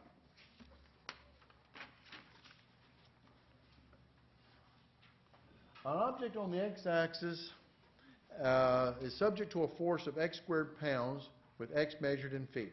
How much work is done in moving an object from 1 to 10? Remember your formulas. Your basic formula for work is equal to the integral of your force function, dx, from a to b. Again, write down every time you're using a formula, write it down and put it to memory. This is why you want to do more than just one example. More than one exam, because these other exams, maybe they did different problems that use other formulas. You've got to go and gather up all the formulas you need to go back and practice and memorize. My force function on this one was equal to x squared, and we're going from x equals 1 to x equals 10. So this becomes an easy problem of work equals integral from 1 to 10 of my force function, which is x squared dx. There are problems there. I can integrate x squared. That's x cubed over 3 evaluated from 1 to 10. So this is 10 cubed over 3 minus 1 cubed over 3. 10 cubed is 1,000. So this will be 1,000 over 3 minus 1/3, which makes it 999 over 3, which is equal to 999 over 3 is 333, and don't forget your units because it's a word problem, foot-pounds. And notice, I didn't use a calculator at all on this one. So what's the answer? C.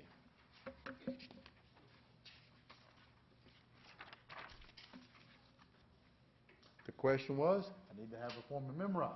Look at number 8. They're just going through each section and figuring out formulas I need to have memorized. Look at this one. What is the average value of this function? 3x squared minus 5x plus 8 on the interval between -1 and 5. Well, all I need to know now is what is my average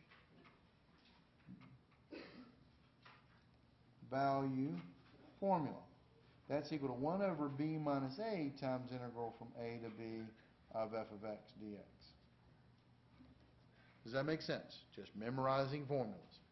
Here, my a is equal to -1, my b is 5, so this will be 1 over 5 minus -1 times the integral between -1 and 5 of 3x squared minus 5x plus 8 dx. Of course, I would clean this up.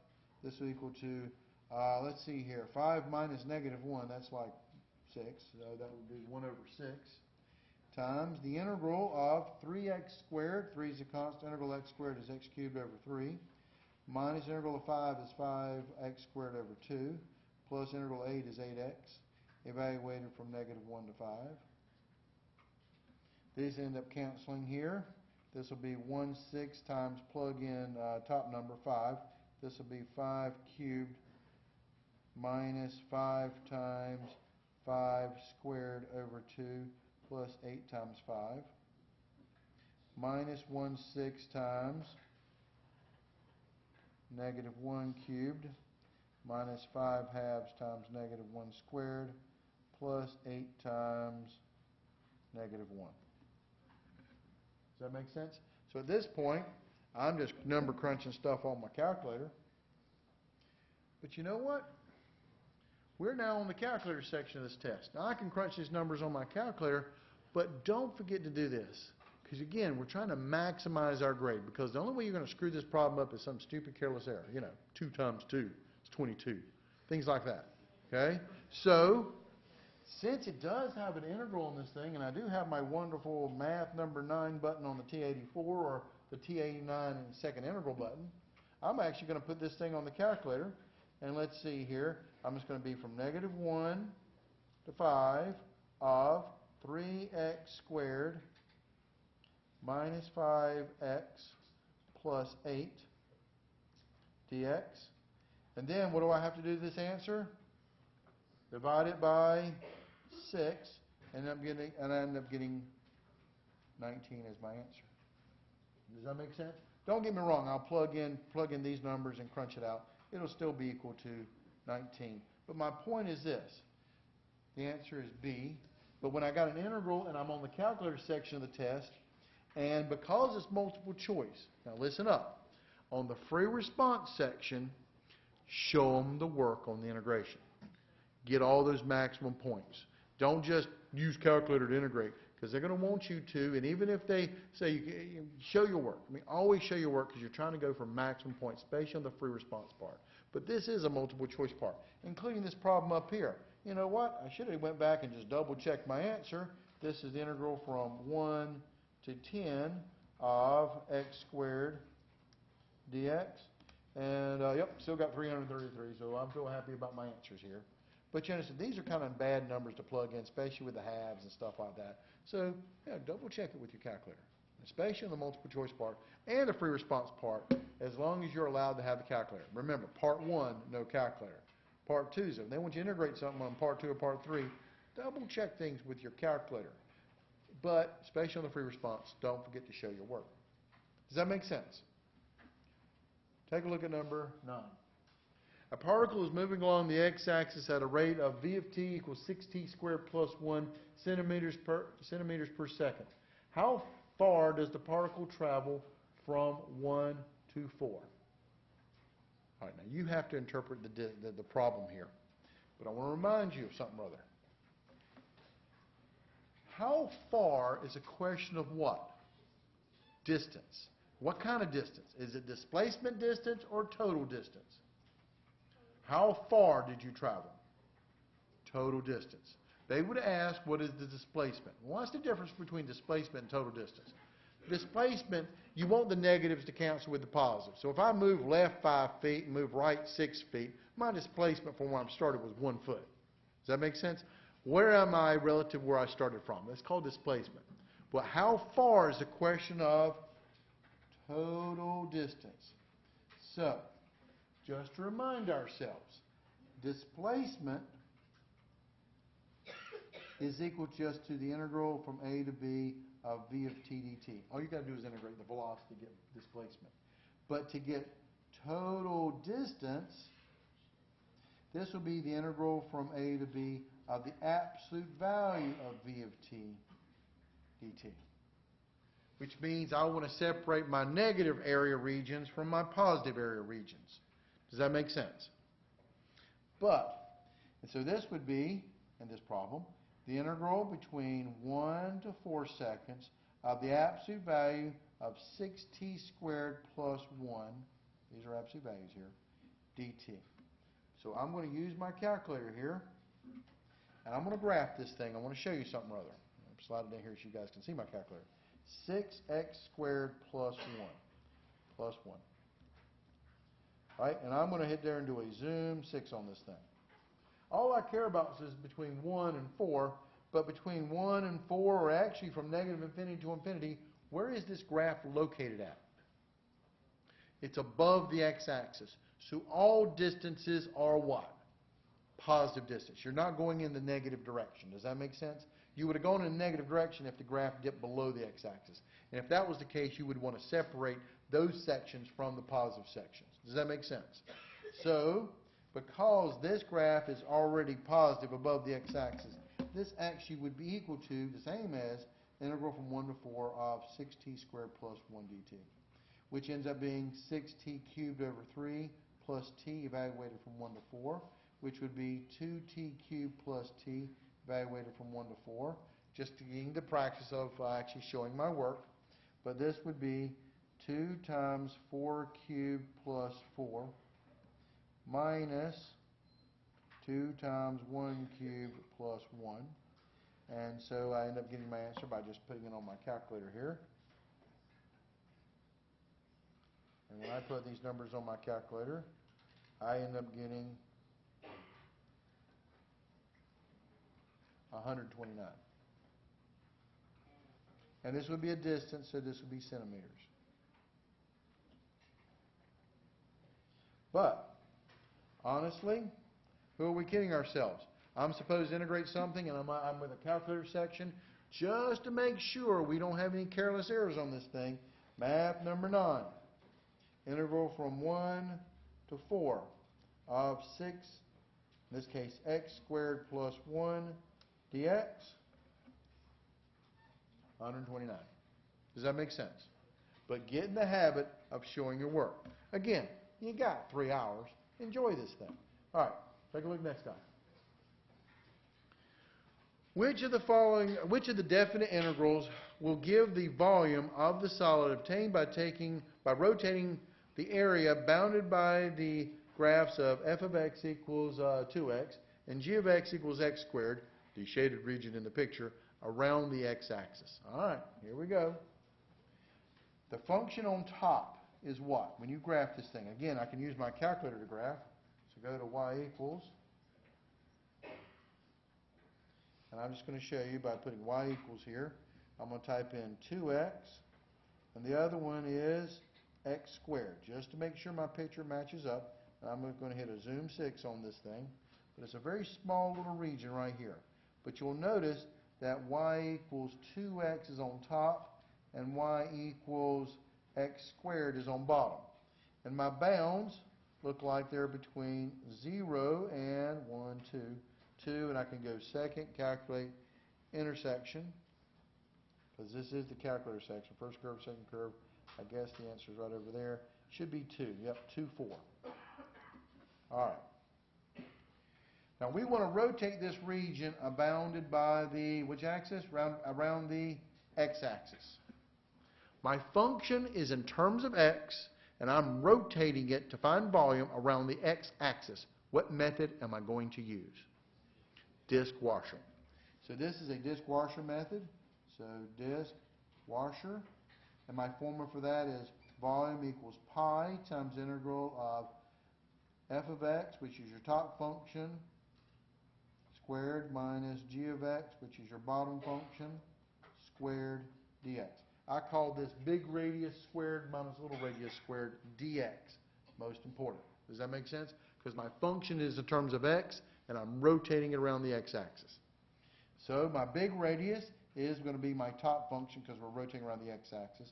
So this would from A to B there. So volume is going to be pi times the integral from 0 to 2 of my top function, which is 2x quantity squared, minus the bottom function, which is x squared quantity squared dx. Is that my answer? Yes, it is. Is that anywhere up here? Oh, no, they had to screw it up and try to clean it up. Fine. Okay. Then we're going to have to clean this thing up, too, because I don't see 2x quantity squared here. So volume is also going to be pi times integral from 0 to 2 of 2x quantity squared is 4x squared minus x squared squared, power to a power, I'll multiply. That's x to the 4th dx. So do you see pi times 4x squared, 4x squared minus x to the 4th? The answer is D. There it is. So don't forget your disk washer and your shell method. All right. And again, officially, this would have been, just to remind you of the two formulas for this, volume is equal to pi times integral from A to B of big radius squared minus little radius squared dx. This is function in terms of x being rotated around the x-axis, disk washer method, and volume equals 2 pi times integral from A to B of what I call the point radius times f of x top minus g of x bottom dx. Top minus bottom. Remember, this is your disk washer method. This is the shell method formula. Just to remind you of things you're supposed to have memorized. Well, there I go. So how long did that particular section take me? Now, and also notice this, before we move on. How many questions were there on the multiple choice part of the no calculator section? 15 questions. How many questions were there on the multiple choice part, calculator allowed after a certain amount of time? 10 questions. Is this always the case? No.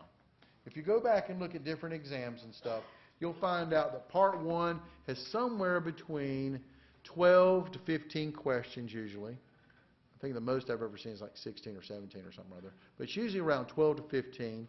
And the other part usually has around 12 to 15. This one, they put a few more on the multiple choice no calculator section. They gave 15, and then they put 10 on the other one, which still made a grand total of around 25. Total number of questions is somewhere around 25 to 30, just to let you guys know. Every semester, they switch this up. So there may be 15 questions, there may be 12 questions or something like that.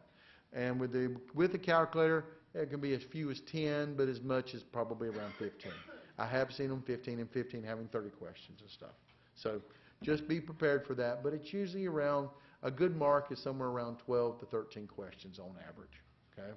But this one happened to have 15 on the multiple choice no calculator section. All right, now, let's talk about getting these maximum amount of points. Because we as the grading committee, grade this exam off of partial credit. But to get some partial credit, you got to show the signs of 1, life, 2, intelligence to get some partial credit. Leaving it blank means how many points you're going to get? 0. And honestly, you ask Liz and she'll tell you, we love grading people who actually know nothing because it makes it so easy to grade. 0, 0, 0, 0, you get nothing. So, but I tell my students, and I'm going to tell Liz this is the deal. These other professors, let them put 0 and put something as blank because they don't know what to do. You're our students, you're my students especially. I've covered this material. You know something. You know something about every problem we do. Don't leave anything blank. Even if you're not real sure what to do because it's a bizarre question you've never seen before, write down something, write down what you know, and try to make a connection out of it, because that's kind of the deal on all this stuff. Write down something that you know. You can at least pick up 1 or 2 points off this thing, and if you write down what you know and start analyzing what they're asking you, you can probably make the connection of what they want you to do on this problem, okay? So don't leave anything blank. You know something, fill it out. Write down something about it. If they're asking about volume, write down the 2 formulas for the volume, disk, washer, and shell mat. You know something about the problem, and then try to figure out from what you know, try to figure out an answer. All right?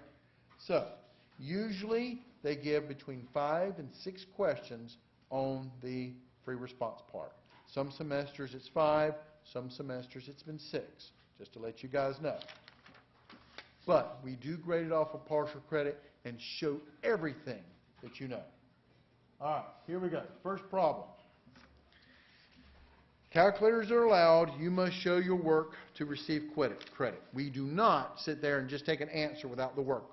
We're thinking, even if granted, I used my Riemann Sums program to get the thing and the answer, and you got the right answer. But if you actually don't write down the formula for the Riemann Sum, for the Simpsons, Midpoint, Trapezoidal Rule, we're going to give you nothing. We don't give you credit for just the answer. We want the work with the answer. This is how it's graded. Does that make sense? All right.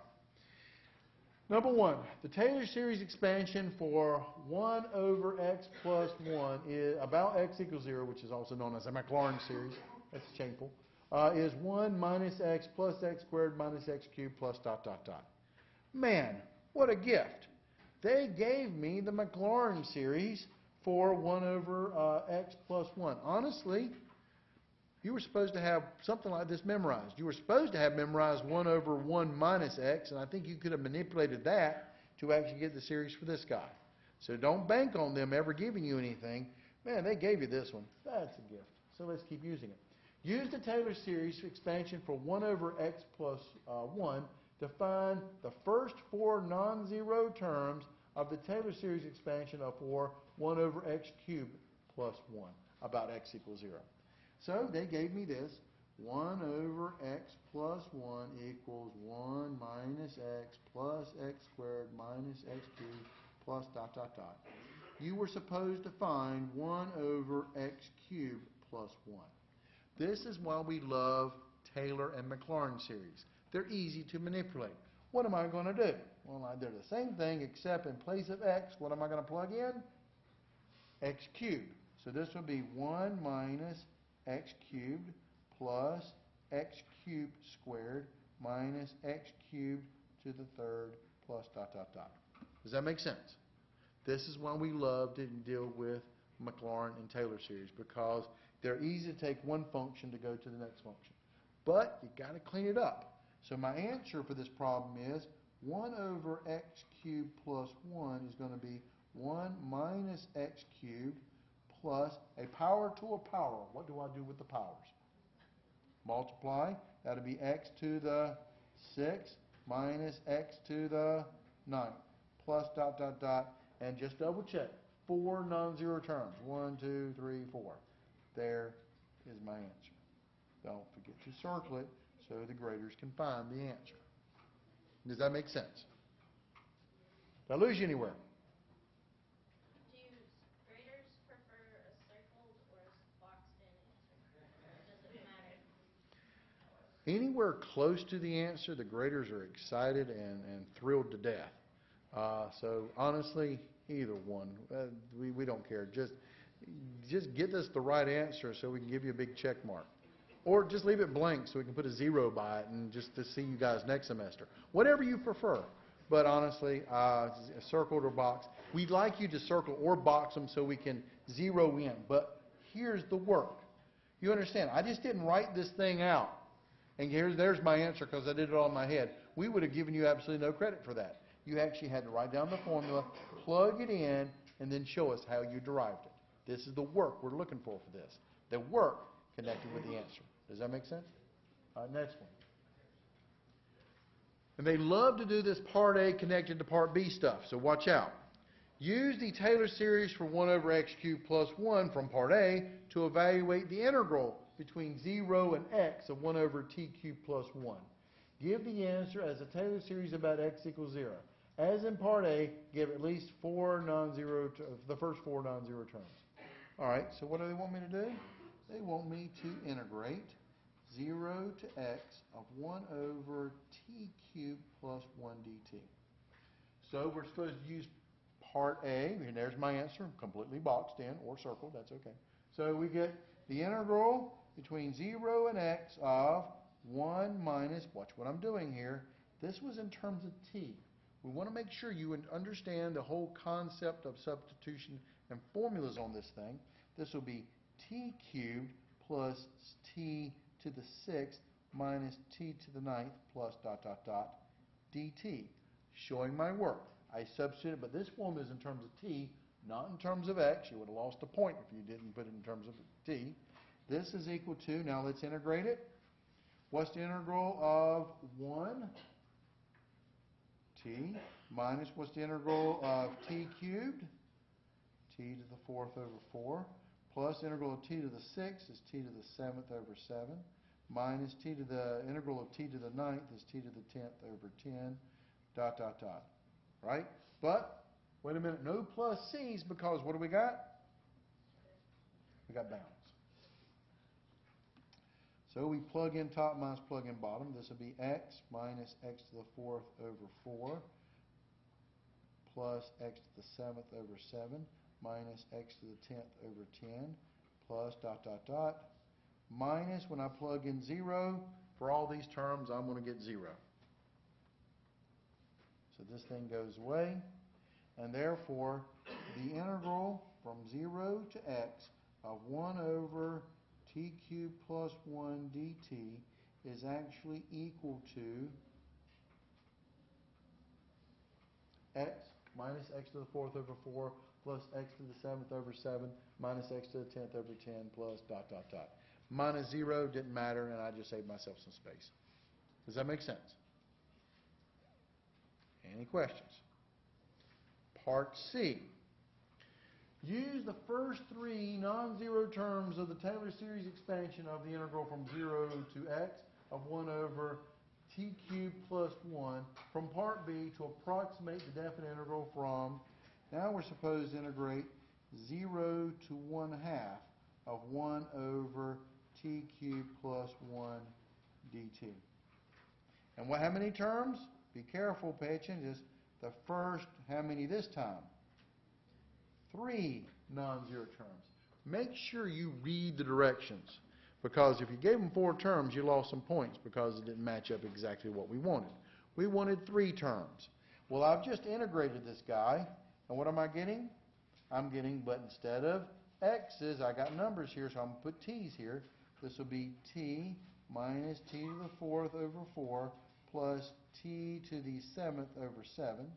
The first 3 non-zero terms, so I actually cut it off there. This one they wanted 4, this one they wanted 3. Evaluated from 0 to 1/2. This is equal to, fundamental theorem, plug in top, 1/2 minus 1/2 to the 4th over 4 plus 1/2 to the 7th over 7 minus, when I plug in 0, that's going to give me 0 for all the terms. And now, at this point, I'm showing my work, and at this point, it's a bunch of number crunching. So I'm going to number crunch on my calculator here. So this would be 1/2 minus, parentheses, 1/2 to the 4th divided by 4 plus, parentheses, be careful on your calculator, 1/2 to the 7th over arrow divided by 7. And we were looking for the answer, and there it is, just in case you wanted to see it, 0.454910,714. And then they wanted me to round my answer off to 1, 2, 3, 4, 5 decimal places. 1, 2, 3, 4, 5 decimal places. So the answer that they wanted was 0.48549 because the 1 doesn't round off at all. And there's my solution. I'm being very technical about how they want me to write my answer. Does that make sense? Did I lose you guys anywhere? Typically, on these kind of problems, we typically grade them like out of 12 points or something or other to get an overall average of this stuff. So at 12 points, this would have been 4 points, 4 points, and 4 points, something like that. Does that make sense? And then we divide it, then we do a percentage thing out of the total answers and stuff like that. So each problem is worth like 12 points. So 12 times 5 questions, it was a grand total of 60 points you could have picked up on this thing. And then we would have done a percentage. Because remember, how is this final exam graded? It's 30% for the first part, part 1. It's 30% for the second part, part 2. A grand total of 60% for part 1 and 2. And then it's 40% for the free response part. So this is 40% of your grade of your final exam is on this stuff. All right? Take a look at number 2 here. Number 2 is asking you to determine the partial fraction decomposition of f of x equals 3x squared plus 5 divided by x squared plus x. Shameful that they actually had to put this thing right here to try to give you guys a hint. They shouldn't have had to, but take a look at this thing. We're talking about trying to eventually, I bet you'll see a summation integration on this thing, and then we're trying to integrate this guy. So the first thing, if I'm trying to integrate a fraction, you got to make sure your focus is on the numerator and the denominator. If you'll notice that degree of the numerator is the same or bigger than degree of the denominator. When that is the case, you have to do long division to break this guy up. This one, my degrees are the same. So I'm going to use long division. Okay? So this would be long division. This will be x squared plus x plus 0. If there's a term missing, don't forget to put 0 in for it. Divided into 3x squared plus, notice there's no x term here, 0x plus 5. What times x squared is 3x squared? 3. 3 times x squared is 3x squared. 3 times x is plus 3x. And 3 times 0 is 0. And then what do I have to do in the old long division from high school algebra 1 thing here? Change my signs by when I subtract. The first term always cancels. This is going to give me negative 3x. 5 minus 0 is plus 5. And because x squared does not go into a negative 3x, this is called the remainder.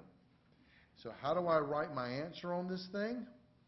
I'll write this, that 3x squared plus 5 over x squared plus x actually equals 3 plus negative 3x plus 5, my remainder, over my divisor, x squared plus x. Does that make sense? Just reminding you of the division algorithm. 3 plus the remainder over the divisor. But look at that divisor. Now this is what I call a proper fraction because the degree of the top, numerator, is less than the degree of the denominator, the bottom. So, but my denominator does what? Factors. They want me to do this partial fraction decomposition, so now I'm going to do my partial fractions off this guy. So I'm going to come over here and talk about this negative 3x plus 5 over, now how does x squared plus x factor? You can factor out a what? X, you're left with x plus 1. This will be broken up under my partial fraction decomposition of a over x and b over x plus 1. I'm going to multiply by my common denominator of x times x plus 1 on each term. And this is going to give me negative 3x plus 5 is going to be equal to a times, the x's cancel, x plus 1, plus b, the x plus 1's cancel, I'm left with an x. Now how many letters do I have to solve for on my partial fraction decomposition? 2 letters, a and b. So I got to have 2 numbers. I got to have an x and another x. What numbers do you suggest I use? 0 and negative 1, the annihilators. When I plug in 0 into this thing, I get negative 3 times 0 plus 5, which is 5, equals a times 0 plus 1 is a. B times 0 is 0, so that's nice. I get a is 5. when I plug in negative 1, what's negative 3 times negative 1? 3 plus 5, 8, is equal to, that'll be A times 0 and B times negative 1, which makes B equal to negative 8. Does that make sense?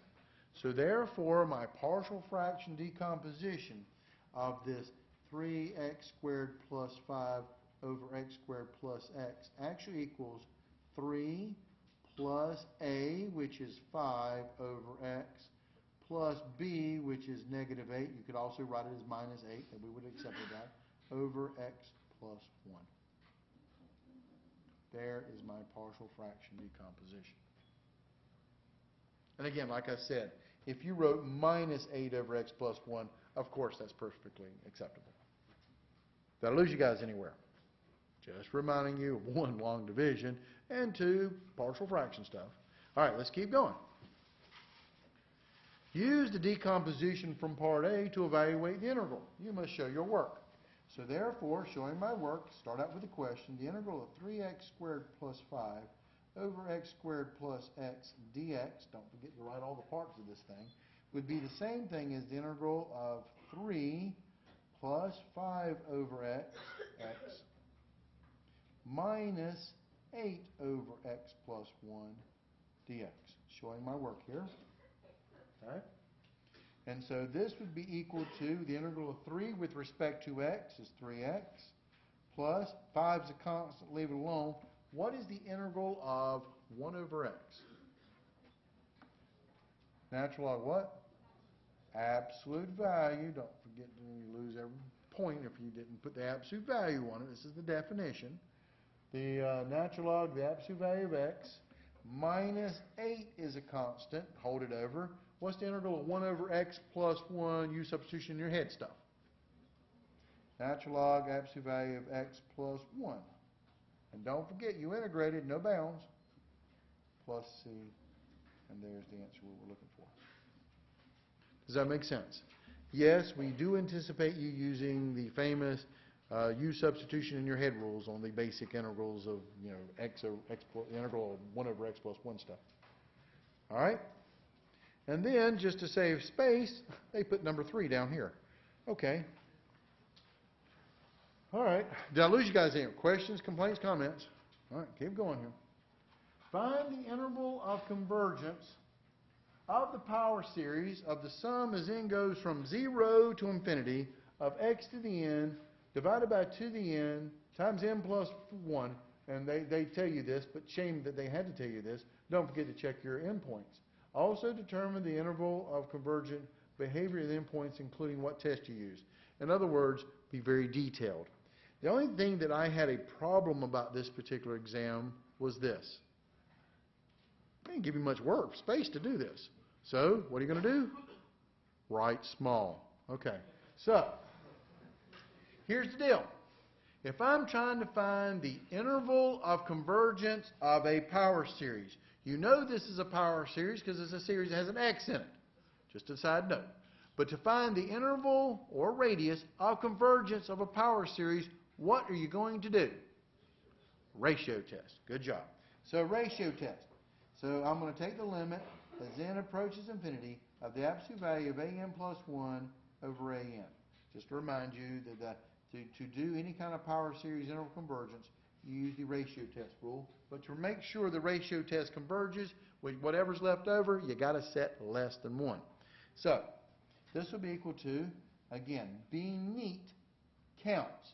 Being sloppy that the graders can't read your stuff means you get 0 points. We have 2,000 exams to grade. We look at these problems and we spend maybe about a minute on every problem. Okay, a little bit less than that if we can try. So here's the deal. If I look at your stuff and I can't read it, what you going to get? 0. I'll move on to the next problem. Okay? You actually be neat. Show your work. Be proud of your work. And get that maximum grade. So this will be the absolute value of, this will be x to the n plus 1 over 2 to the n plus 1 times n plus 1 plus 4 divided by x to the n over 2 to the n times n plus 4. an plus 1 over an. Okay? So I am going to now, when I have a fraction divided by a fraction, I'm going to invert and multiply, and I'm going to go ahead and group together like terms. It's going to save myself lots of time and space here.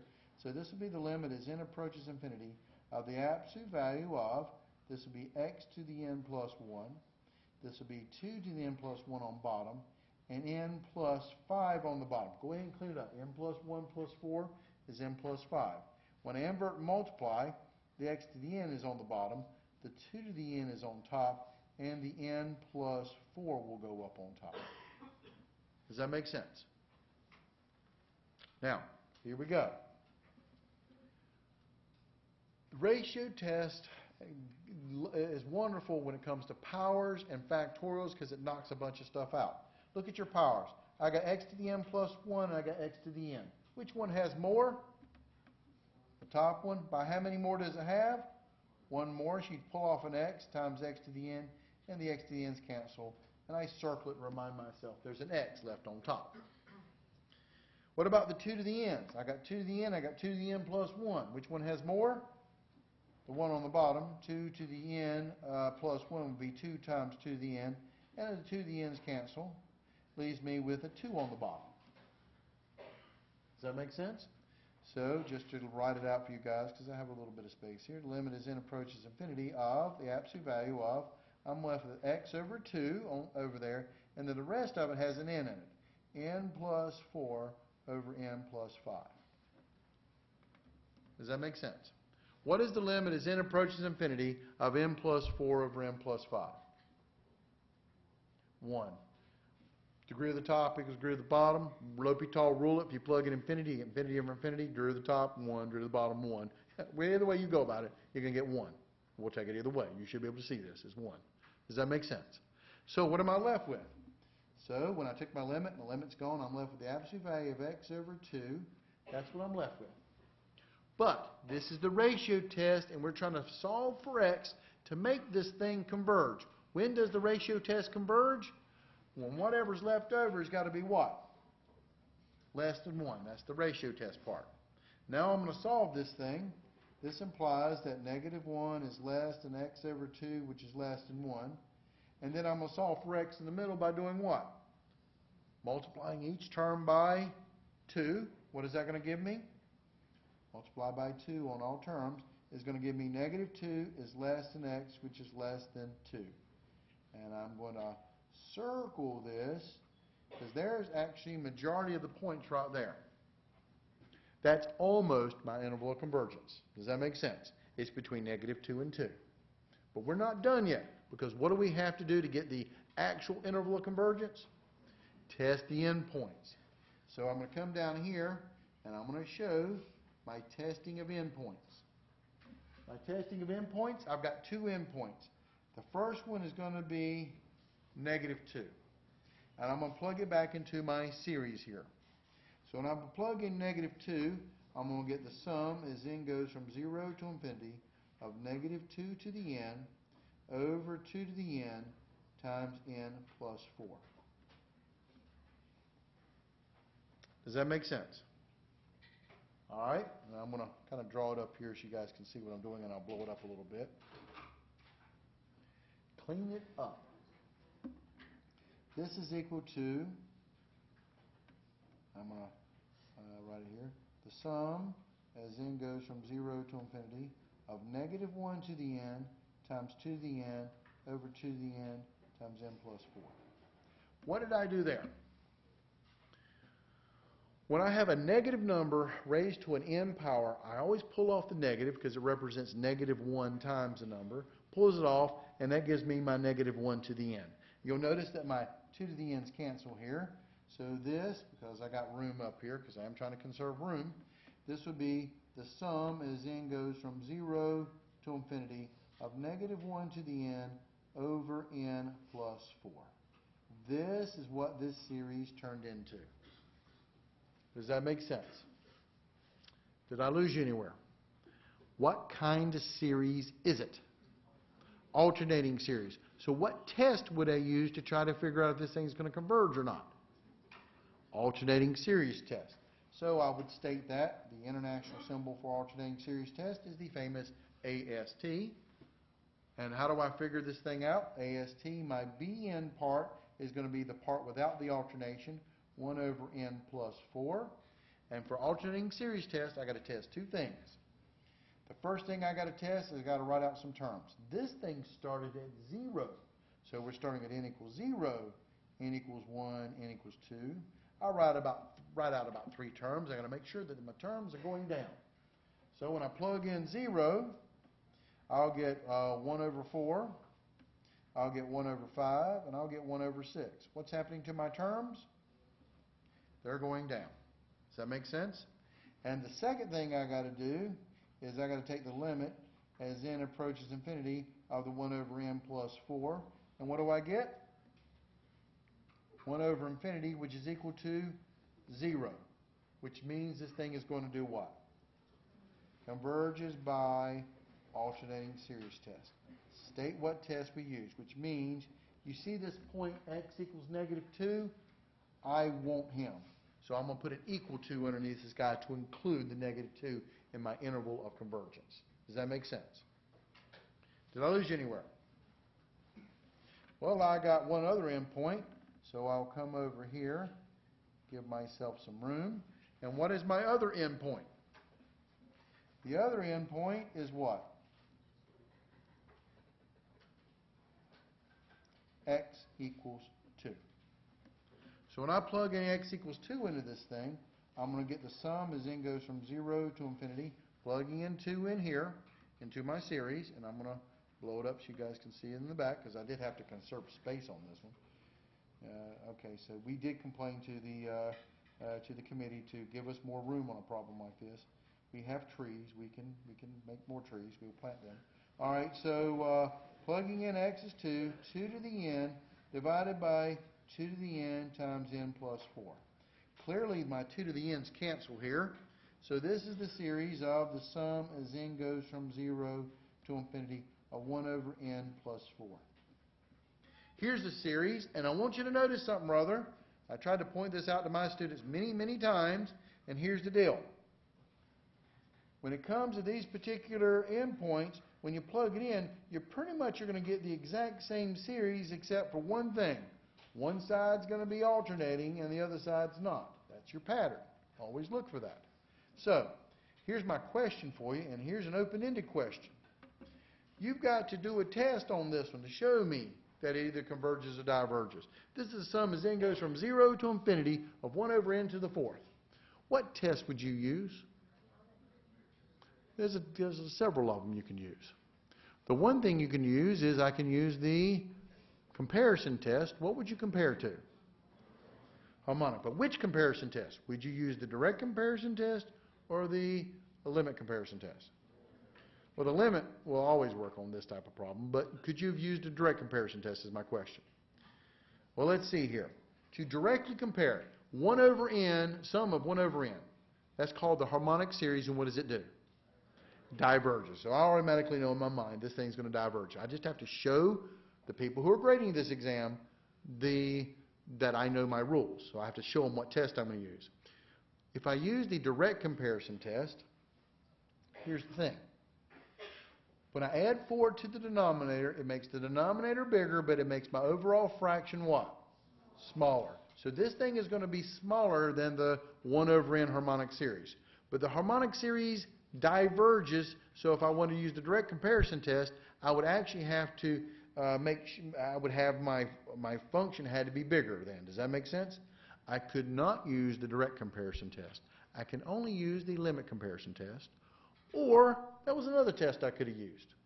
This is calculus 2. Keep this one in your back pocket every day. What's that?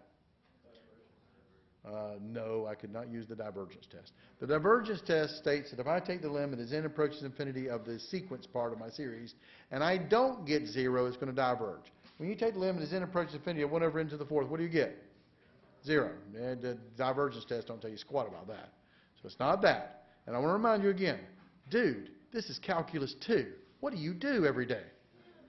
Okay, so what test should you use? I could use the integral test. Can you integrate 1 over x plus 4? Yeah, it's natural log of x plus 4 in case you didn't know about it. But so you could integrate this thing. So here's the answer. There were two answers we would have accepted. We would have accepted the integral test or the the limit comparison test. Does that make sense? We would have either one. But if you wanted to show it by using the integral test, turn this thing into an integral from 0 to infinity, and then you have to do the improper integral, take your limit as a approaches infinity stuff. Or I'm going to do, and personally I would use the limit comparison test, state what test I'm going to use, and I'm going to compare to, you have to state what you can compare to, compared to what? The sum as n goes from basically 1 to infinity. So we have this problem here, but one term is not going to matter, 1 over n. Does that make sense? So this is the harmonic series, which does what? Harmonic series diverges, and stated on there, harmonic series. Now I had to start n equals 1. N equals 0 is one more term, so adding just a constant 1/4 of this thing is not going to matter. Does that make sense? 1/4 plus divergent is still going to be divergent. So when I do this, I'm going to take my limit as n approaches infinity of the ratio, basically, of the sequence of the unknown, 1 over n plus 4, over the known, 1 over n. Then when you clean it up, this is the limit as n approaches infinity of n over n plus 4. And what do you get when you take the limit of that? L'Hopital, or just tell me what it is. 1. And the limit comparison test says this. When I take the limit as n approaches infinity of the ratio of the unknown sequence to the known sequence, and I get a number that's not 0 and not infinity, therefore, that this sum as n goes from 0 to infinity of 1 over n plus 4 is going to do the same thing. What did this series do right here? Diverges, so this one is going to diverge by the limit comparison test. And again, I want to remind you, the other test I could have used and getting full credit for was the integral test. Just turn this into the integral from 0 to infinity of 1 over x plus 4 dx and show that you get infinity when you integrate this thing. Since the integral diverges, any series is going to diverge. Does that make sense? It would have accepted either one. But my point is, because this thing diverges, I do not want this point in my answer, so this is actually my interval of convergence, and it would have also accepted bracket -2, comma 2, open parentheses as my answer. Does that make sense? Did I lose you guys anywhere? All right. Again, more space would have been helpful on that one.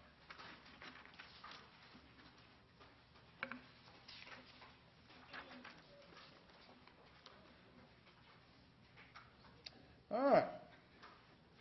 Problem number 4. Now you're getting into the problems where some students started to scratch their heads. Let's see if you can figure this one out. The ellipse given by the equation x squared over 16 plus y squared over 9 equals 1 is rotated about the x-axis and also around the y-axis. Use the disk, that means disk / washer, disk method to determine the volume of the solid that results from rotating the ellipse around the x-axis. Okay. So what do they want me to do? They want me to take this function right here, and they want me to rotate it around the x-axis. Okay? Well, this function is in both in terms of x and y. We've got it intermixed. So if I'm going to use the disk method, and I want to rotate around the x-axis, so I'm going to use this formula here, because my function, I want my function to be in terms of x, because I want to rotate around the x-axis so I can use the disk method. Does that make sense? Remember, I used the disk washer method when my function's in terms of x, I'm rotating around the x-axis. I would also use the disk washer method if my function is in terms of y, and I'm rotating around the y-axis. Variable of the function, same as the variable of the axis of rotation, that will be the disk washer method. I will use the shell method when my function is in terms of x and I want to rotate around the y-axis, or my function is in terms of y and I want to rotate around the x-axis. Since I can manipulate this function either way, but I want to go around my x-axis for part A, I want this function to be in terms of x.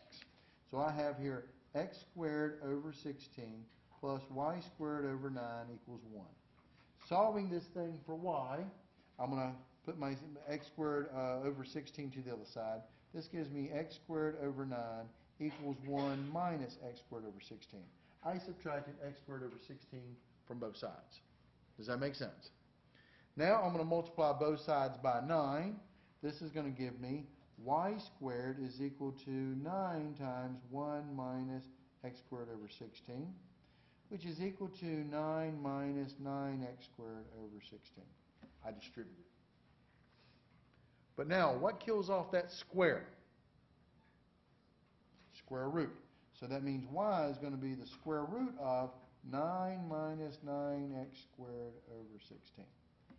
And officially, I could take plus or minus, but I am going to take the positive square root because the positive square root is going to give me the top part of my ellipse. Does that make sense? So the top part is y equals the square root of 9 minus 9x squared over 16. Did I lose you anywhere? Because the negative would have given me the bottom part. Now I'm going to take this function. Now I have my function in terms of x. And what are my bounds? These are x numbers, right? What are my x's? So they try to help you out by drawing the picture. My x's are between -4 and +4. Does that make sense? Those are my x numbers. And now I want to rotate this thing about what? The x-axis. So my functions in terms of x rotating around the x-axis, this will be the disk washer method. This is volume equals pi times integral of big radius squared minus little radius squared dx from a to b. But notice on this particular problem that this is the disk method, which means my internal radius will be 0, but I'll show you that. The big radius is actually from the axis of rotation to the outside edge. That's going to be my function, square root of 9 minus 9x squared over 16. My little radius, this thing is going to be solid, so my little radius is actually equal to 0. Does that make sense? So this is going to, again, rotating about x-axis is going to give me my formula. Volume is equal to pi times the integral of the square root of 9 minus 9x squared over 16 squared, officially minus 0 squared, dx. And what are my bounds? What are my bounds? -4 to 4. Does that make sense? There's my integral. If they told me to set up the integral, I would do this. Personally, I would clean this up. So let's clean this guy up. This would be pi times the integral. This is equal to there. From -4 to 4. What's the square root squared? What happens there? Cancels. That'll be 9 minus 9x squared over 16. 0 squared is 0, so that's dx. There it is. If they ask me to, listen to my words, set up the integral that calculates the work, calculates the volume in this case, that's what I want. Does that make sense? Did I lose you anywhere? But they didn't say that. What do they say? What do they say? Find the volume and rotating around the x-axis.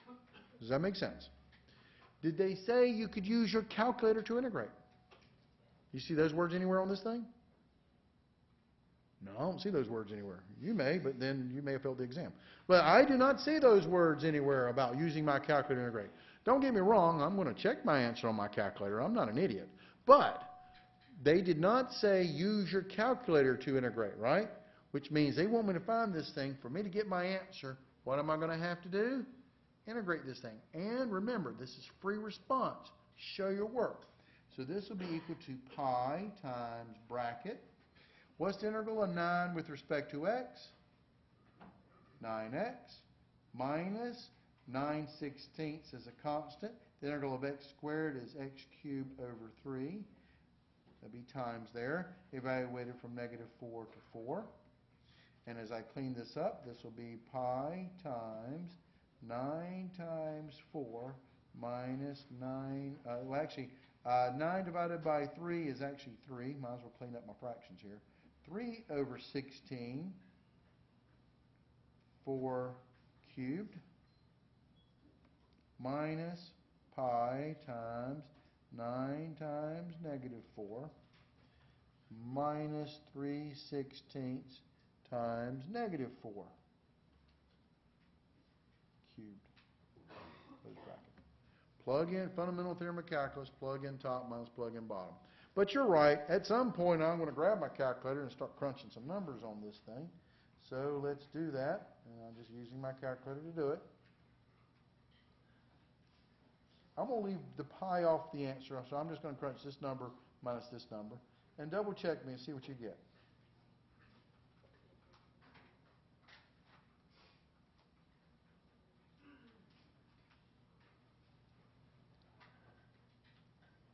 And again, I'm just using my calculator to crunch these kind of numbers out because I don't think it's going to be nice. But you never know. Double check me on this. Oh, it is nice. Everything canceled out. So what do I end up getting here? I end up getting 48 pi. And because, what actually did I find here? I actually found, just to give you guys a clue, I got this between negative 4 and 4. This thing right here. I got this thing being rotated around the x-axis. So you got this reverse image, and you get this football-looking thing is what you actually made it. Does that make sense? And this is my family. Here comes Bella, and that's William over there, and everybody knows. Yes, darling. I told her to say hello to. Well, say hello to everybody. They don't mind stopping for a break. Okay. See, there you go.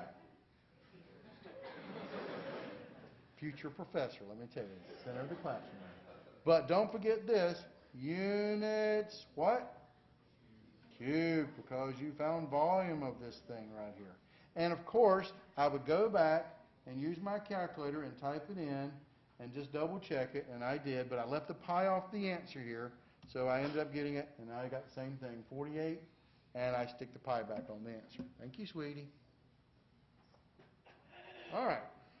We're almost done. They're waiting for me. All right, so here we go. Part B. Part B is after this. Use the method of cylindrical shells to determine the volume that results in rotating the ellipse around the y-axis.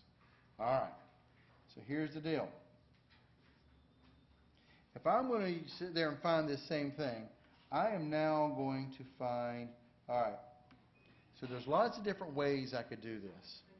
So there's a couple of different methods here, but if I'm going to use cylindrical shells, and I don't want to redo this entire problem, I can do this. Now, I've got this equation, y equals the square root of 9 minus 9x squared over 16. But here's the thing. The trick to this problem that killed, you understand the question, killed a lot of students is they didn't use symmetry. Use symmetry to get this thing. Because I'm going to use now the shell method. And my function is in terms of x. I'm trying to rotate around the y-axis. What's my shell method? Volume equals 2 pi times the integral of what I call the point radius times f of x top minus g of x bottom dx. This from A to B. This was the old shell method formula. Cylindrical shells. This is my shell method formula because I've already manipulated my function. I don't have to go back. Now, don't get me wrong. You can actually convert this thing into y, but then they want me to use the shell method. So I really don't want to convert it to y. I want to convert it. I'm going to leave it in terms of x, but now I want to roll around the y-axis. But here's the deal. If I want to go around the y-axis, use symmetry because what I want is I got this function here, but I'm also going to basically just, there's the function from 0 to 4. But here's the deal. When I rotate it around the y-axis here, I'm going to get it over here to this side. Does that make sense? And that's going to give me, is that going to be the entire football that I got before? No. So the answer is going to be the same. You know what the answer is? Well, 48 pi. I've already got the answer. But they just want me to use a different method. But when I rotate around this thing, rotating around the y-axis, I'm only going to get half the football. So what am I going to have to do to get the other half? Just double it. Multiply it times 2. Use symmetry. Does that make sense? So to do this particular problem, this formula right here is going to give me half the football. So to get the entire total football, I'm going to have to double it using symmetry. So here's my region right here. So the volume would be 2 pi times integral, but what would my bounds be now? I'm only using the right half of the graph. So what's my bounds now? From 0 to 4, what's my point radius? Pick an arbitrary point inside your region, x, back to the y-axis, which is the same thing as x equals 0. What is my point radius right there? Between x, that arbitrary point x and x equals 0. It's just x minus 0 if you think about it, times the function that's on top is the square root of 9 minus 9x squared over 16, minus the function on bottom, that's 0. Does that make sense? Dx. But I want to remind you, that's just going to give you the top part of my ball. Does that make sense? So what am I going to have to do to this entire answer to get the actual volume? Multiply it by 2 for the doubling it so you can pick up the bottom part. Does that make sense? Did I lose you anywhere? Clean it up. It's because you, again, using symmetry to double. This is my symmetry for doubling the top and actually trying to make the bottom out of it. Then it's 2 pi of my point radius is x times my top function, which is the square root of 9 minus x squared over 16, minus the bottom, which is the x-axis, which is 0, y equals 0, dx. Clean it up. This is volume is equal to 2 pi times 2 is actually 4 pi. 4 pi times integral from 0 to 4 of x times 9 minus 9x squared over 16 raised to the 1/2 power. Because once again, they didn't tell me I can use my calculator to integrate. Of course, I'm going to double check my work here. But here it is. I got to integrate this dude. What technique of integration would you use to integrate this thing? Because this is what we were looking for. The doubling up of the 2 pi, get the 4 pi for the top bottom part, because you had to use symmetry, and the associated bounds. And now you had to use substitution. What are you going to let u equal to? 9 minus 9x squared over 16. What does that make du equal to? Multiply, that'll be negative 18x over 16 dx. That reduces, that's du is equal to 8 over 16 divided by 2. Was that 9 over 8? Yeah.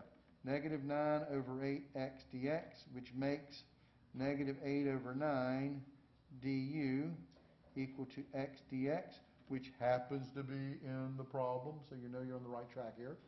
So this thing turns into volume is equal to 4 pi times the integral of u to the 1/2 power du, and I've got with negative 8 over 9, so times a negative 8 over 9 out front, saving some room there. Cleaning this up, negative 8 times 4 is negative 32. Negative 32 pi over 9. The integral u to the 1/2 is u to the 3/2 over 3/2.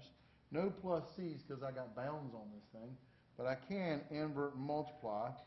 So 2 times negative 60, 2 times negative 32 is negative 64. Negative 64 over 3 times 9 is 27. Just showing my math here. Of u, and what was u equal to? 9 minus 9x squared over 16. And I think I left off my pi somewhere there. I did. There she is. In case you lost it. All right. 9 over 16. Evaluated from 0 to 4.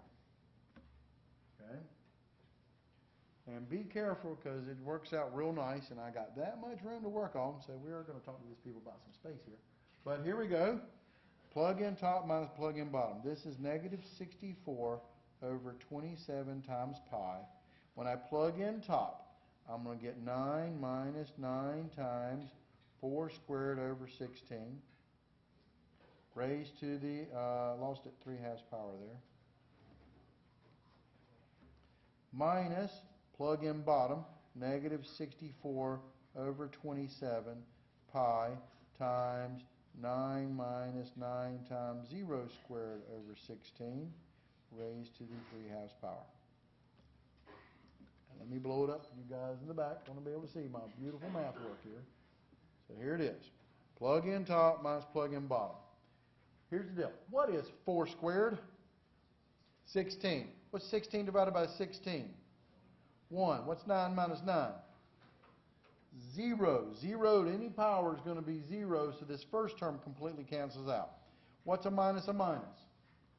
Plus 64 pi over 27 times 0 squared is 0, so that times 9 divided by 16 is gone. That'll be times 9 to the 3/2 power. All right, what is 9 to the 3/2 power? Well, the half is the square root. What's the square root of 9? 3. Cubed. That's your power. 27, right? Okay, and 27, what did I, oh yeah, okay. 27, oh, you're right. Okay, so 27 divided by 27 cancels, and what are you left with? The answer is 64 pi. Units cubed. And I mentioned something a few seconds ago, but that actually was a mistake. I said they were going to be the same answer. No, they're actually not going to be. Let me explain why, because I have to think about this for a second. All right, so this is taking my top function and rotating around the x-axis, okay? And you'll notice that the top went up to 3 and down to -3. When you rotated, it didn't go as far out. This one went down from -4 over here to +4. When you take this and rotate around, it's wider out there. So this thing is going to look more oval shaped this way than the classic. This is more of a football. This one's going to be, when you take the end of a football and kind of spin it around, this thing is actually going to be bigger. Does that make sense? Let me show you my picture of what it looks like when you rotate this part. When you rotate it out, you get the reverse image and it sticks out a farther way. So it comes out here and gets bigger out here. So this thing is actually bigger, so the actual answer is 64 pi units cubed. This thing is actually going to be bigger because the way I'm rotating it out. And of course, put this on your calculator and you can double check your answer on this particular problem. This is one of those problems that are separating those A students from the B students on this type of problem. They granted, but you can do this one, but the trick was use symmetry. And the other thing that people complained about, they thought they should get the same answer, but then I was thinking about the same. But if you think about it, when I rotate this end of a football out, it's actually going to be a farther out disc, which will actually give me more volume out of it. So this volume should be bigger than this volume. Well, one more problem. Coming into the home stretch on this one. All right. And here's the thing. You go through all that, and then you come a problem like this. And you get kind of excited, but then you start looking at it and going, oh, okay. All right, so here's the integral of x squared e to the 5x dx. And we're supposed to evaluate the integral, and that means do not use your TI-89 or whatever calculator. We want to see some work. No work means no credit, because there's some major work to be done on this particular problem. If I'm going to integrate x squared e to the 5x, what technique of integration do I use? Because U substitution is not going to work for you on this problem. This is a classic integration by parts, but it's worse than that. It's an integration by parts twice. Let me show you. All right. So, because if I try to do U substitution on this thing, I would have to let U equal e to the 5x. And then I can integrate this guy, but there's an extra x squared left over. And if I try to do any kind of other U, there's always something left over. So this is classic integration by parts. Integral of u dv equals uv minus integral of v du. Write down your formula. On this particular problem, when I'm doing integration by parts, I'm going to let u equals the part I want to get rid of. You don't get rid of e's. Remember that little Lytle statement that we gave you guys about what forms you should use? You should always let u equal to, basically, in this kind of a problem, the polynomial part, the x squared, the algebra, I think it's called. Okay? You always let u equal to natural logs or logs when you're actually first doing integration by parts, but if you don't have a logs, then go through the steps. You let it equal to, in this case, the algebra, the x squared. That means that du is going to be equal to 2x. That also means that dv is going to be e to the 5x dx.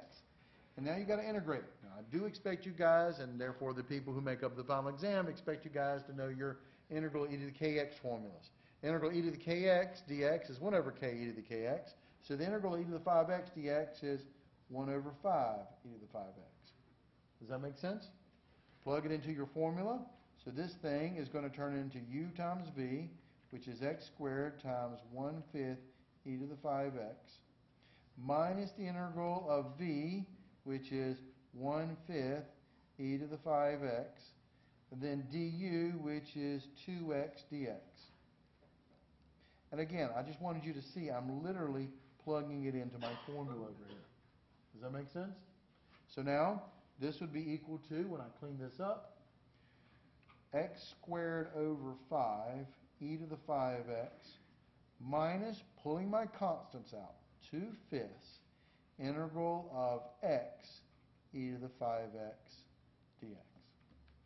All I did was play algebra and clean it up. Does that make sense? Did I lose you anywhere? Now, all I've got to do is integrate this guy. I'm leaving my constant out front. So I'm going to bring it over here, this integral of x e to the 5x dx. And once again, I got an extra x on an e somebody here, which means I got to do integration by parts again.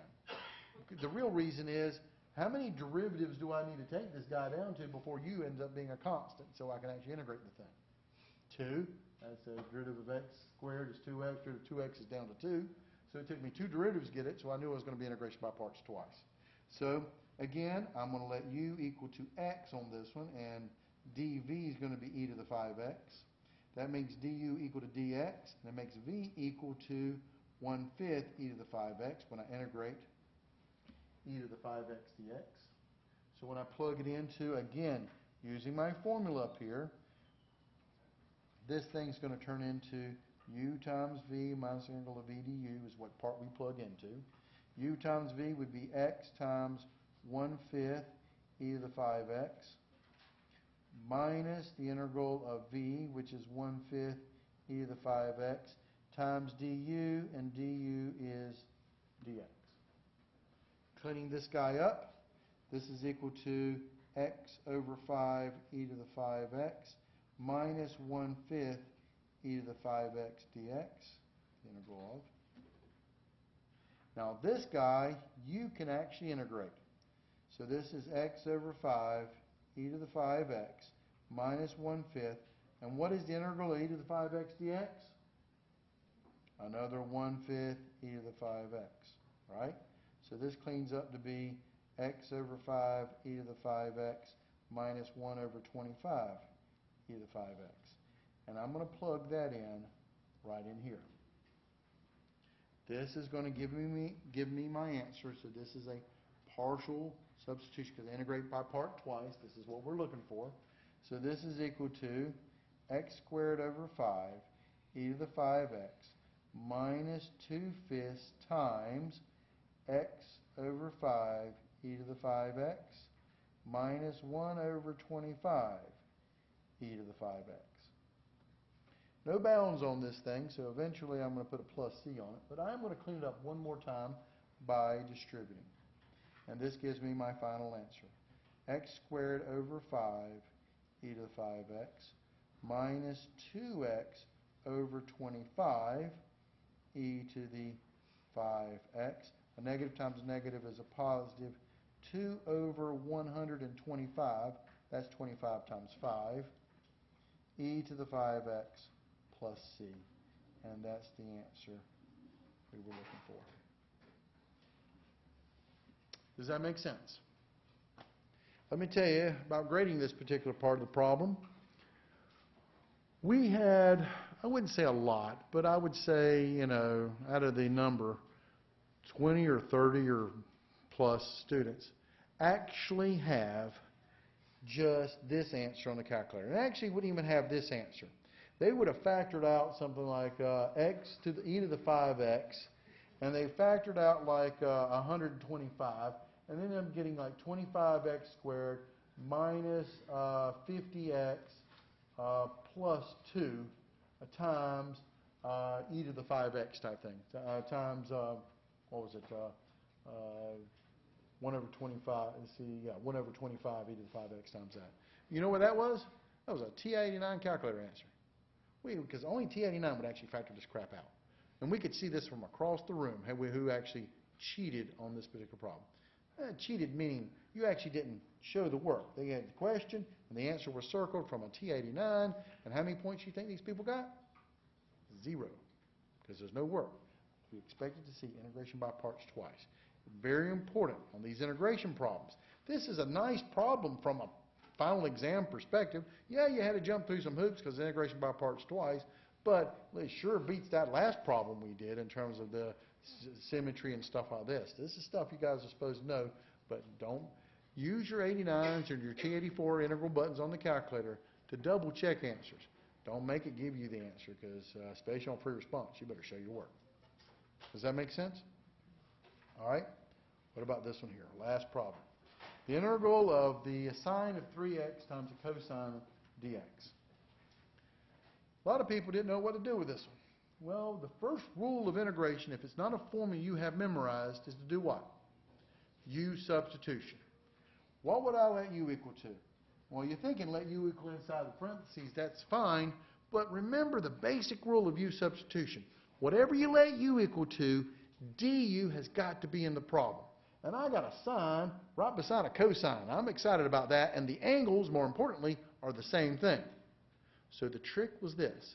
You should let u equal to, well, you could let it be either one. Either be the sine of 3x or the cosine of 3x.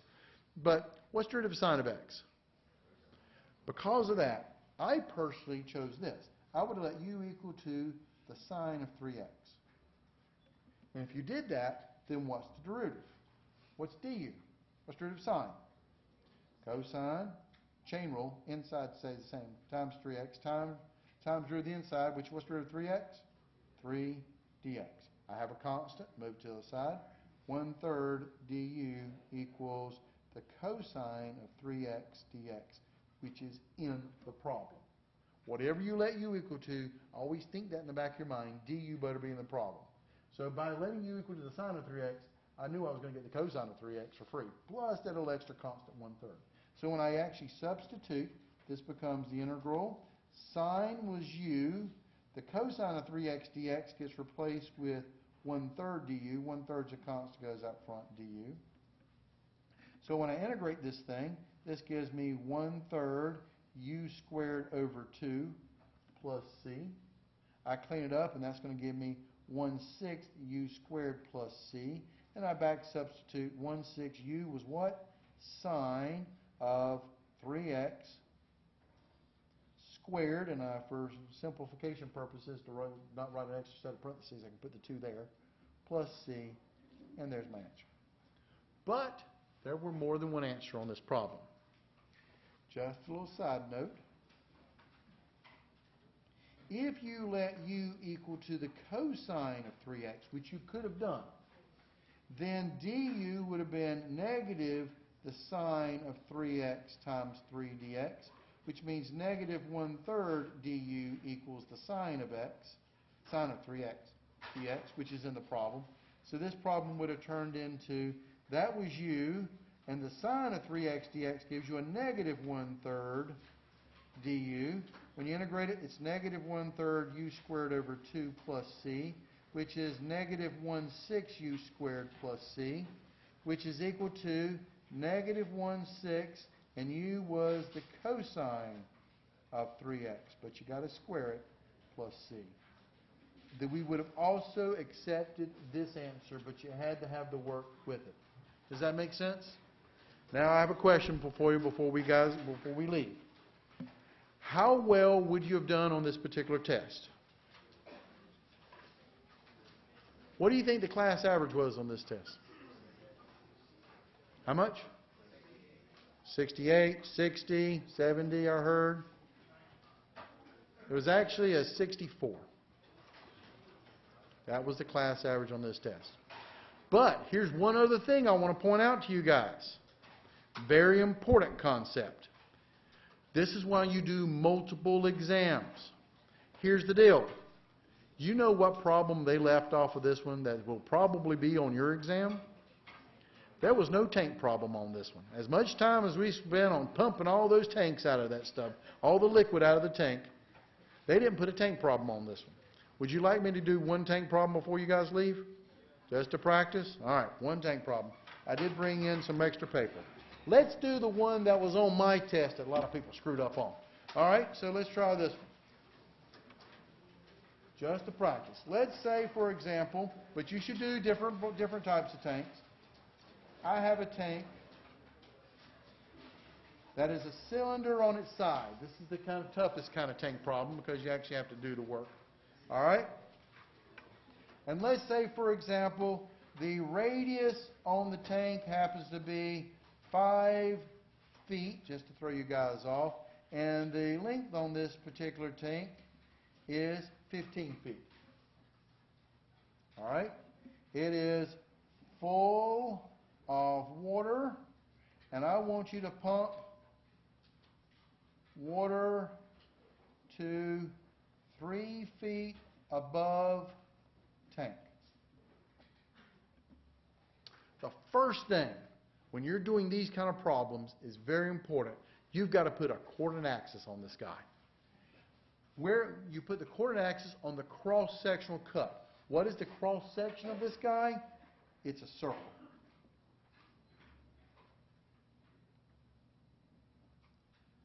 There's my cross-section, and it does have some dimension to it. You stretch it out like this, and it happens to be, what is this thing, 15 feet deep here. Sorry, the most important is that cross-sectional cut. Just focus on the cross-section. What are the dimensions of this thing? Well, they told me I have a radius of 5 feet on this guy.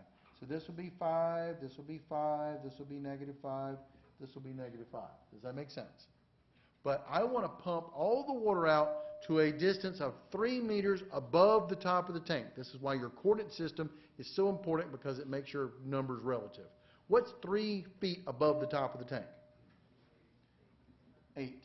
So 8 feet, this is my target. 3 feet above 5 is 8. I got to get it up to 8. Remember your formulas. Work is equal to the sum of your delta force times the distance that you have to pump.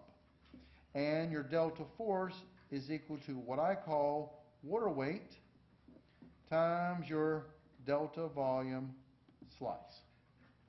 What is the water weight on this particular problem, being that I chunk feet at you people?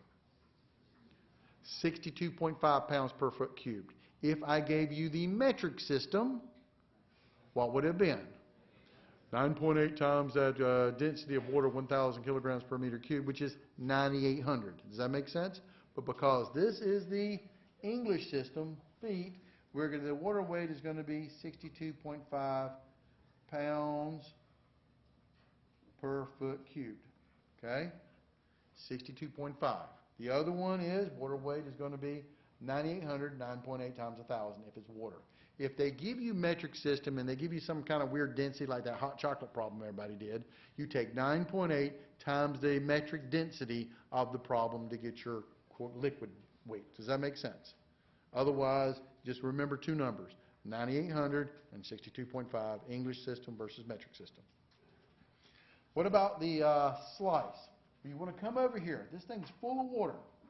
I want you to come over here somewhere on the y-axis and make yourself a cross-sectional cut. When I make myself a cross-sectional cut, this is most important. This is where most of my students screwed up. They saw a cylinder, but it's on its side. A cylinder on its side, when you make a cross-sectional cut, doesn't make little discs. What does it make? A little rectangular square. Remember, when you make a slice, you're only going to get two different types of slices. It's either going to be a disc or it's going to be a rectangle. Because this is on its side, and when you make a slice, it's going to be a rectangle. Now, what's the length of it? Well, the thing's 15 feet. It is delta y tall, but here's the question. What's the length of this guy? Right, it's on a slant, so it's not exactly, you're moving away from the y-axis, so it's changing, whether I did it down here or right there in the middle or up here, so it's x. And because I got two sides, it's going to be 2x because of symmetry. So my delta volume slice, it's a box, so it's length times width times height. So my delta volume is going to be 2x times 15 times delta y, which is equal to 30x delta y. and that goes here. So that is my delta force. So work ends up becoming the sum of 62.5 times 30x delta y, and now I got to do times the distance I have got to pump. How far do I have to pump? Where I made my slice is at an arbitrary y level. Where do you want to get the water up to? We got to get it not just out of the tank, but 3 feet above the top of the tank. So where's my target? 8. So remember, it's a distance. Distance is always either right minus left or it's top minus bottom. This is all about lifting. We're doing dy's on this thing. Lifting, it's top minus bottom. My target is 8. My level is at y, so what's my distance? 8 minus y. Does that make sense? Now convert this to calculus. I'm going to clean this thing up. I'm going to take 62.5 times 30, which gives me work is equal to 1875. That's got put together. Summation turns into integration of x times 8 minus y, and the delta y turns into the dy. Summation turns into integration, delta y turns into dy, and I got a big old problem in my problem. Standard problem when you got a tank that's slanted on the side. What is my problem? I got an x in the middle of my dy integration. So I need to come up with the equation for the side of the tank. Go back to your cross-sectional cut. It's either going to be a line or it's going to be a circle. This one's a circle. Well, they could give you like a parabola, but then they would describe the parabola by giving you the equation, y equals x squared or something or other. But if they don't give you the equation, it's either going to be a circle or a line. Okay? So, this one's a circle. What's the equation of a circle? So this is the equation for edge of tank. It's a circle, so it's x squared plus y squared equals r squared. What is the radius of your tank? Gave that to you, 5. So it's x squared plus y squared equals 5 squared. So x squared plus y squared equals 25. But I want to solve this thing for x. Does that make sense? Solving this thing for x is going to be the square root of 25 minus y squared. Subtract y squared and take the square root of it. Does that make sense? And you're going to want the positive square root because that's dealing with the right side of the tank, which is what x is representing. Does that make sense? I'm going to plug it in here. So work is equal to 1875 times integral of x, which is the square root of 25 minus y squared, times 8 minus y dy.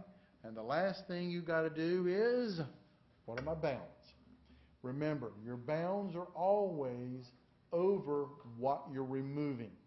Whether you're removing rope and pulling Jessica out of the well problem, or you are removing the water out of a tank, you only integrate over the part that you removed. What did you remove here? All the water, which would have been from -5 to 5. Question for you. If I said remove half the water, where would it be?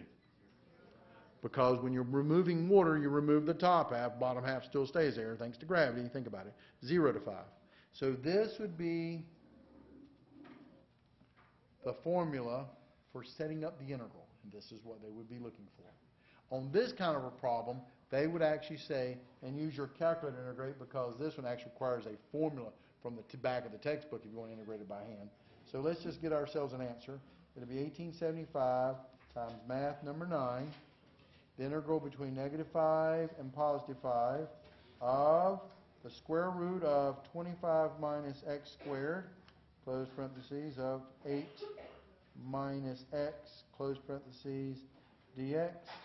And expect, because this is a lot of work here, and I need the old autofocus, you guys can see this. So I typed in exactly the way it looked. I pulled my constant out front.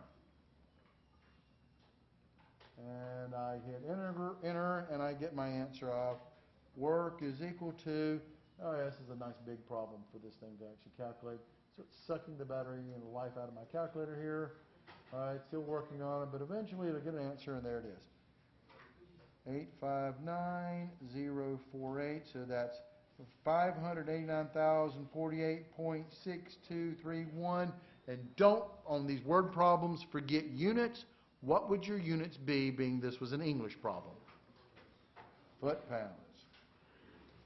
So, when you're studying, so don't let this be the only exam you guys do. You should study, because the other thing they left off of this exam were springs, which means, and we complained about it as professors, so make sure you hit some spring problems and some pumping problems just to make sure you're well versed on this exam. Study hard, and I hope this has been helpful. I'll see you guys tomorrow at the exam.